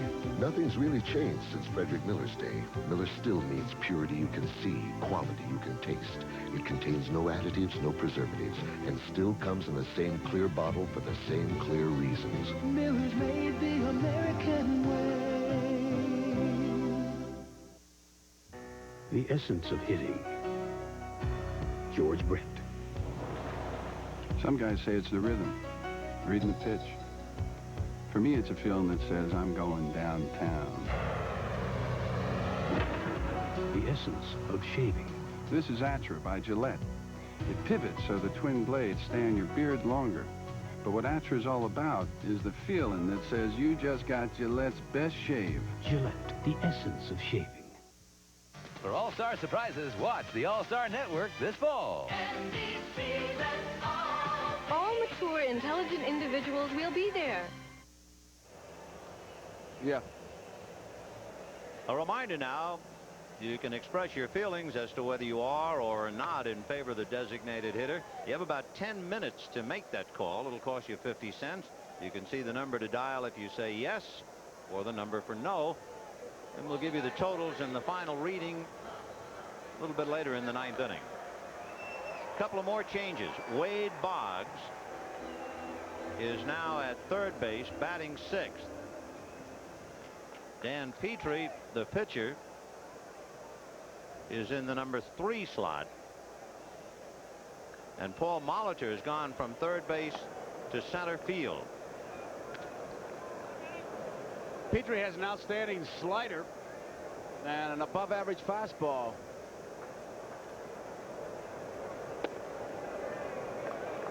In looking to Sparky Anderson, he has used everybody on his club but Jay Howell and Willie Hernandez.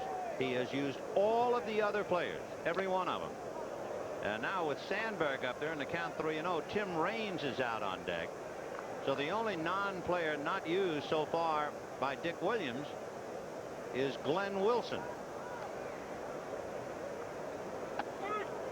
Strike. So both managers have really gotten the people in the game. Each manager using 3 pitchers. Of course, that brings up the luxury. There's ball 4. In case you wondered, if you had used 2 catchers and the third catcher was severely injured and there was still a couple of innings left, only in the All-Star game do they make a provision for that. They will allow you to bring back the starting catcher. Well, here's Tim Raines. So that leaves only Glenn Wilson, along with pitchers Darling, Garrelts, and Gossage. And Gossage is throwing in the pen.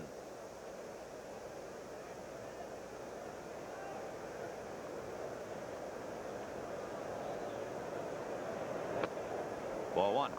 4-1 in favor of the National League. We're in the 9th inning. There's the Goose heating up under the eyes of Harry Dunlop down in the National League bullpen.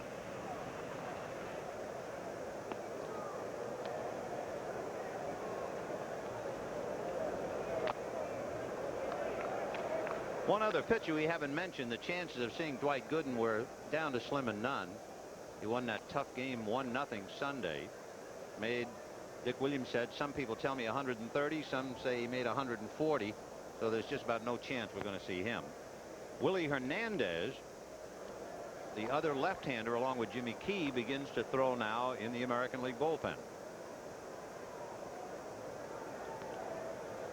There is Jay Horowitz of the New York Mets visiting with Dwight Gooden. It's about as close as we'll see him, I believe. 2-1.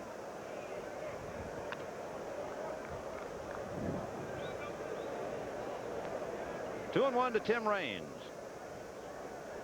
against Dan Petrie. Morris, Key, Blyleven, Steve, Moore, and Petrie.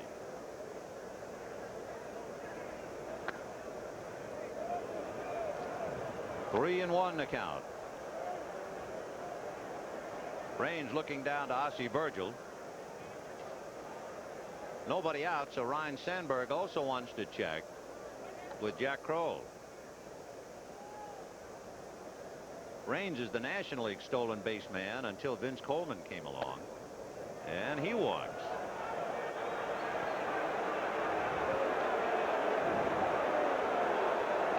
So Dan Petrie walks Sandberg and Raines, and that'll bring up Tony Pena. I think we mentioned this once on the Game of the Week. Tony Pena had a recent 3-day road trip. If you can believe it, it's true. He says he broke 12 bats in 3 games. And in 5 of the broken bats, he got base hits. And then we saw him play, and he broke his bat and got a double. Then Nobi Kawano, the Dodger clubhouse man, said, you know, I heard that. He said, Rex Bradley of the Louisville Slugger people once told me that the year Billy Williams led the American League in hitting, Billy Goodman, 1 bat. All year? All year. That's incredible. Well, that's the rumor. Fouled away. Pena wouldn't believe that story, I know. No. You're breaking that many bats. You're breaking a couple of them, taking them out of the rack. Tony is also baseball's answer to Sammy Davis Jr. If he ever had a collision with Pascual Perez, there's so much gold chainery out there, it'd take about an hour to unravel them. He's got about 5 of them. I checked them. 0-2 to Tony.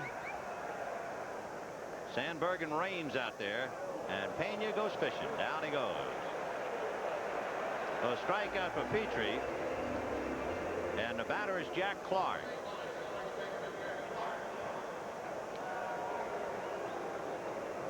Straight down. Would you say that was out of the strike zone? One of those free swingers. Not hit the ball where it's pitched, hit it if it's pitched. Not only did Pena strike out, they threw the ball out. And here's Jack Clark. Clark is 0 for 2. Garvey had grounded out in single. There's the goose heating up. Clark has grounded to short, hit back to the box. So Jack 0 for 2 with Ryan Sandberg at second, Tim Raines at first. 4-1 National League in the 9th. Ball 1. I think of all the pitchers in baseball, Goose has to be the one who intimidates you the most. I mean, he arrives looking mean and mad and just stays that way.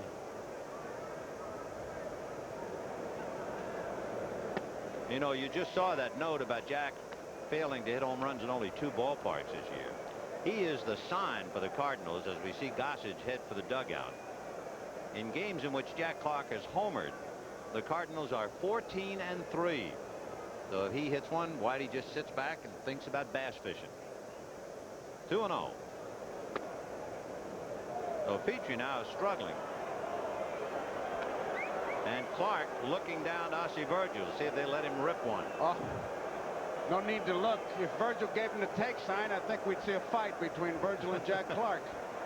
3-0, 2 on, 1 out, and National leading the American 4-1.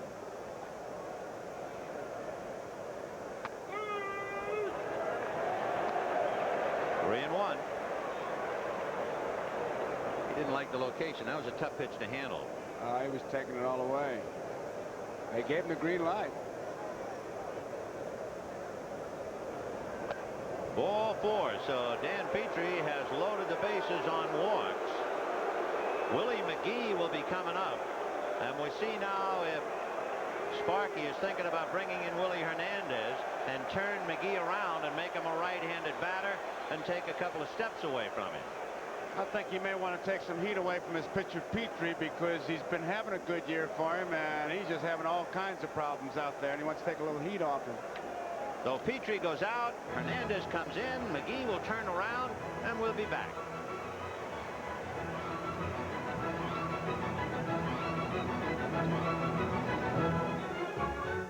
I don't know. What are you gonna do? I don't know. I'd go to college. Me too. If I had the money. Yeah. So what are you gonna do? I don't know. What are you gonna do? You don't want those fries. What are you going to do, Jack? Eat your way to college? Really? I'm going to college on the new GI Bill. You serve full-time in the armed forces or part-time in the reserves, and you earn a lot of money for tuition. The new GI Bill. Are you using that pickle? Now for young men and women in the armed forces. It's a great place to start. See your local recruiter. Go for the lean. Arby's Lean Super Roast Beef Sandwich. Lean. Be lean. Be a lean dream. Arby's Super Lean Roast Beef, crisp lettuce, luscious tomatoes. Eat lean, feel terrific. Be lean.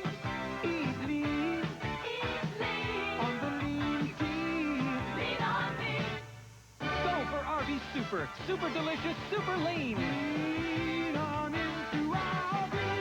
Recently, Diet Pepsi changed its formula for the third time in 18 months. Yet once again, in taste tests,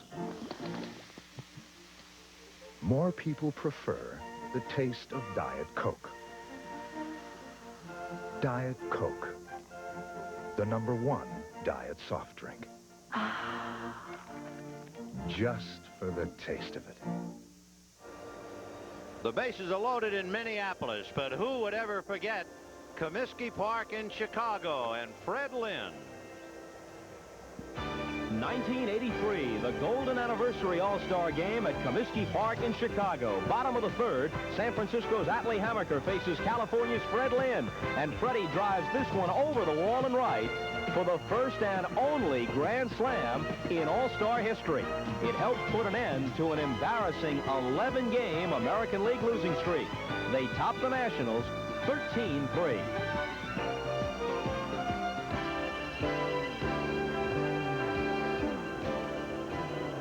Well, that was a couple of years ago. Right now here in Minneapolis, McGee will turn around and go right-handed. You know, it would have been interesting, anybody but a switch hitter like McGee. Glenn Wilson, the only other player who has not been in the game, could have come up to hit against a man he was traded for. That would have made a nice bit of drama, because the Phils got Glenn Wilson and John Walkenfuss for Willie Hernandez, who just set the American League on its ear. The infield is up with the bases loaded, 1 out.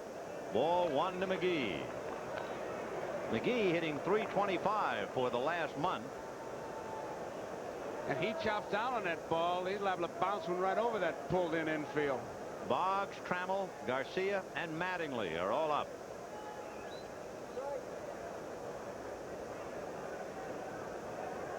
One ball and no strikes. Dave Parker is on deck.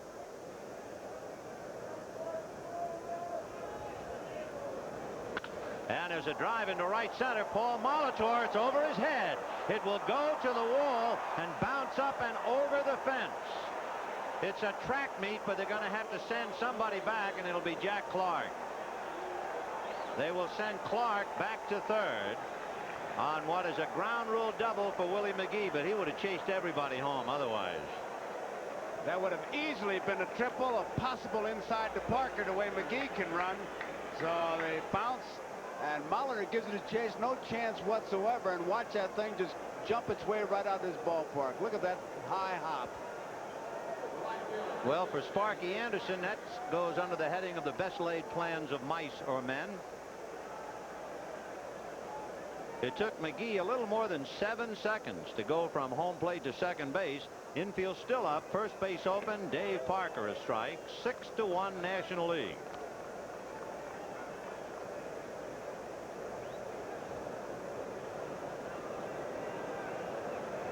Oh, 0-1 to count to Parker. Finishing up for Darryl Strawberry in right field. That's a strike. 1 out in the inning. That was Pena who struck out on a pitch in the dirt. 3 walks, and then Willie McGee put the slug on Hernandez. 0-2. Sidearm, foul tip, and down goes Parker. Willie Hernandez, a remarkable pitcher. When he got the out that clinched the American League East title for Detroit, it was his 30th save in 30 save opportunities. This year he didn't blow a save opportunity until June. So he really went a year and a half without missing a meaningful save in the regular season. Now, with the walk to Tim Wallach, we are going to get our wish, because Glenn Wilson comes out on the on-deck circle, and it looks like Wilson will hit against Willie Hernandez. He just as quickly goes back in the dugout looking for another bat. So the intentional walk to Tim Wallach and the trade will be on the line for all the world to see.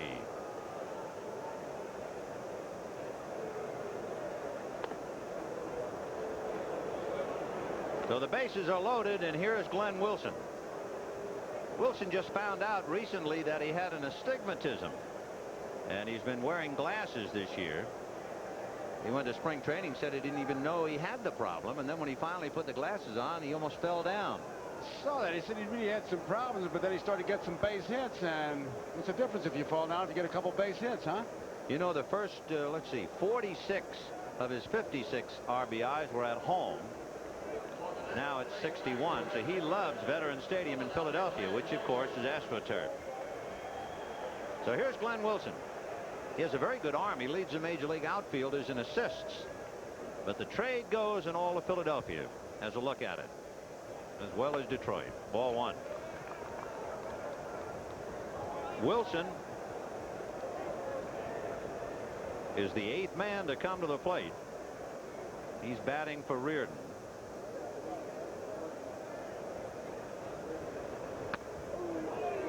One and one.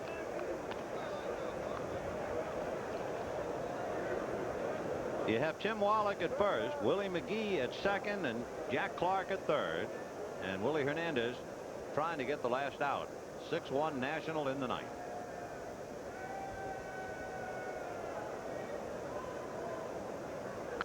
Fouled away. To give you an idea of what's been going on here, the number 7 spot in the National League lineup has had Kennedy, Virgil, Pena, Valenzuela, Rose, Reardon, and Wilson, all in that one spot. I'm glad I'm not making the box score for this little beauty. Whoa. The scorecard looks... Oh.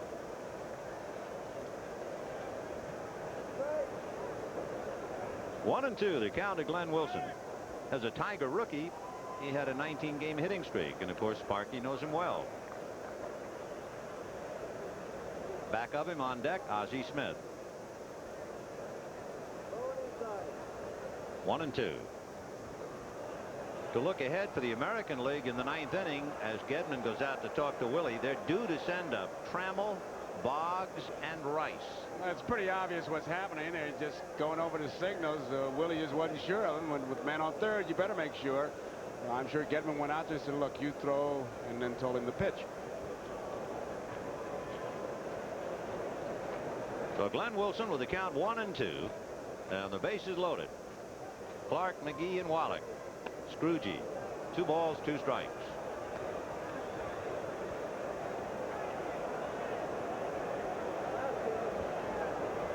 $54,960 here at the Metrodome. And a screwball chased and missed, and the trade is history. And at least for that moment, Hernandez puts Reardon away. Reardon's replacement, Glenn Wilson, and it's 6-1 National. Okay, gang, let's take on the tough stuff. Only one four-wheel drive vehicle has this combination of style and toughness. The Ford Bronco 2.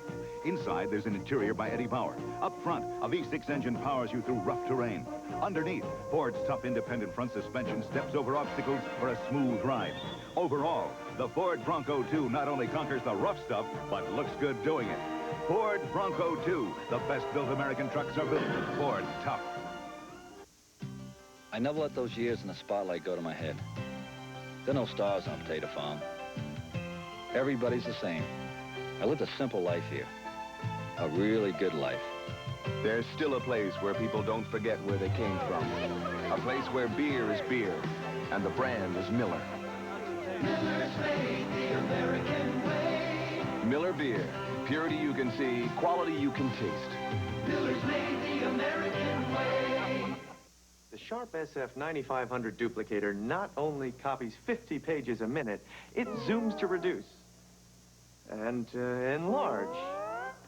Has enormous paper capacity. It even copies in 4 colors. And it's so economical that for the price you'd pay for some console copiers, you can get the Sharp 9500 and a duplicate. From Sharp Mind come Sharp products. Here are the results of the phone-in about are you in favor of the designated hitter. 234,832 phone calls, and the answer, no. 59% of the callers said they are not in favor of the designated hitter. 41% said yes. Bottom of the 9th inning, 6-1 National League. Alan Trammell, then Wade Boggs, and Jim Rice. Jim Raines is now in left field, so the outfield is Raines, McGee, and Parker. In looking over the rosters, with Goose Gossage on the mound, only Ron Darling, Scott Garrelts, and Dwight Gooden failed to get into the game. Everyone else in for the National League. For the American League, only one player failed to get in, Jay Howell. Everybody else has been in there.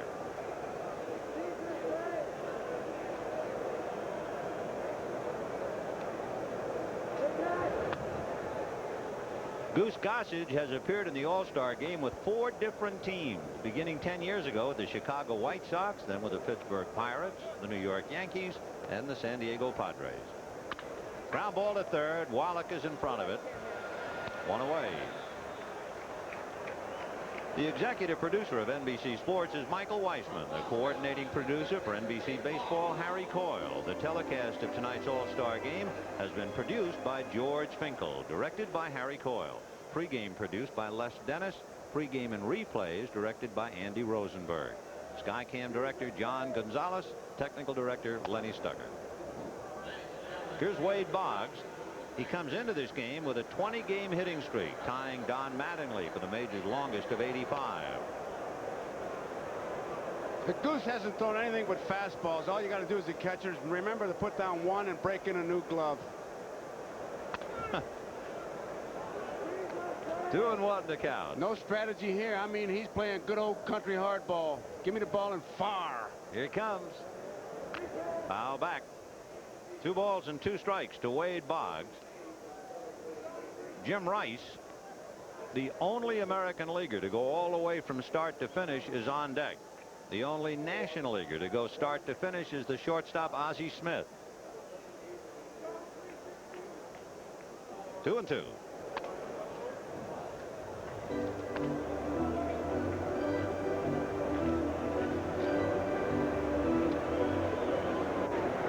Fastball fouled away.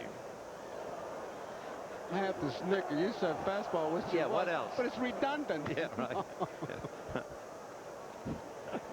He's just rearing back, and I mean, he is throwing. Here he comes. It sounded high. So Boggs goes to first with 1 out in the 9th, and here comes Jim Rice.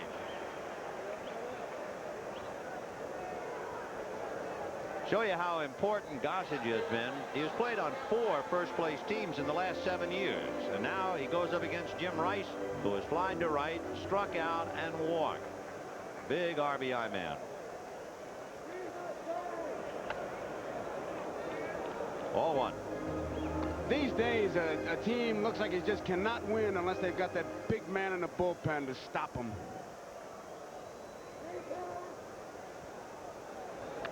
Foul back. 1 ball and 1 strike to count. The American League scored in the first inning, but they haven't been heard from since. And Gossage is trying to put the lid on this one. The National League scored in the 2nd, the 3rd, twice in the 5th, twice in the 9th. Finally threw a high breaking ball. That was a curveball. It surprised everybody. I think it surprised the Goose. Where did I get that one with the bend in the middle? What happened? Fastball. 2-2. But there's no need to throw anything else. No. I mean, when you got that kind of fastball, you don't worry about a hitter's weakness. You just give him your strength and say, here, beat me? Okay, beat me on my good stuff. He's not throwing as hard as Nolan Ryan, who hit up to 95, but the Goose is hanging nice at 92. On deck, Rich Gedman. Breaking ball. 3-2 to Jim Rice. There's Gedman waiting his turn on deck. Got him. So Gossage strikes out Rice, and that brings up Gedman. At this stage, tonight's NBC Light Beer from Miller player of the game would be starting pitcher Lamar Hoyt of San Diego, who got the National League off and running. Light Beer from Miller happy to present a check for $1,000 in the name of Lamar Hoyt to help fight multiple sclerosis. And we're delighted for Lamar, but there really wasn't a stick-out, stand-out, bright and shiny star in this one. That was a default. Yep. I mean, it was just, you took a vote and you could have picked it out of the hat. Ozzie Virgil got a base hit to drive in 2 runs. They appeared to be very big, but then the ball game kind of fell apart. It's 6-1 National League. Rich has replaced Lance Parrish, and he's up there with Boggs, a teammate at first, and 2 out in the 9th. 6-1 National League. The National League will have won 12 of the last 13, 21 of the last 23, 31 of the last 39. It is a litany of frustration for Sparky Anderson, and I don't care what kind of a label they want to put on it. For Dick Williams, this will be his first All-Star victory in the National League. He was 0-3 with the American. And down goes Gedman, a fitting climax to the game as Gossage puts him away, and the National League wins another one. 6 runs, 9 hits, 1 error for the National League. 1 run, 5 hits, and no errors for the American League. But one other thought. Prior to tonight's game, the National League had won 20 of the last 22, and yet the American League almost broke even in the last 22 World Series. So the National League certainly wins 6-1 convincingly. The 1985 All-Star Game has been brought to you by Miller Beer. Miller made the American way since 1855. Shot in Italy. No longer daring to trust her father, Edda plots to secure her husband's freedom. What's happening? What's going on? Where's my husband? No, they just came in from Berlin to arrest you. Where's Galeazzo? And are not you a traitor? No, I'm not a traitor. First you all tell me to be hard. Leave Italy before they arrest you. You all start crying. You want to drive me crazy? As his nation fights for survival, Il Duce fights for his life. Duce will be betrayed. Duce, I suggest you put on the German uniform and come with us. And now, the dramatic conclusion of Mussolini, the decline and fall of Il Duce.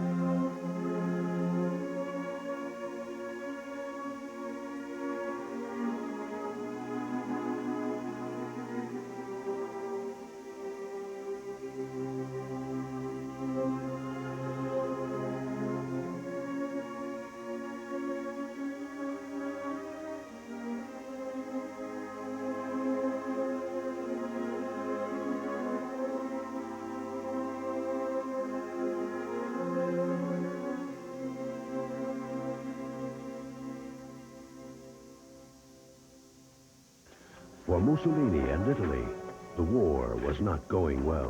What happened? We've been invaded.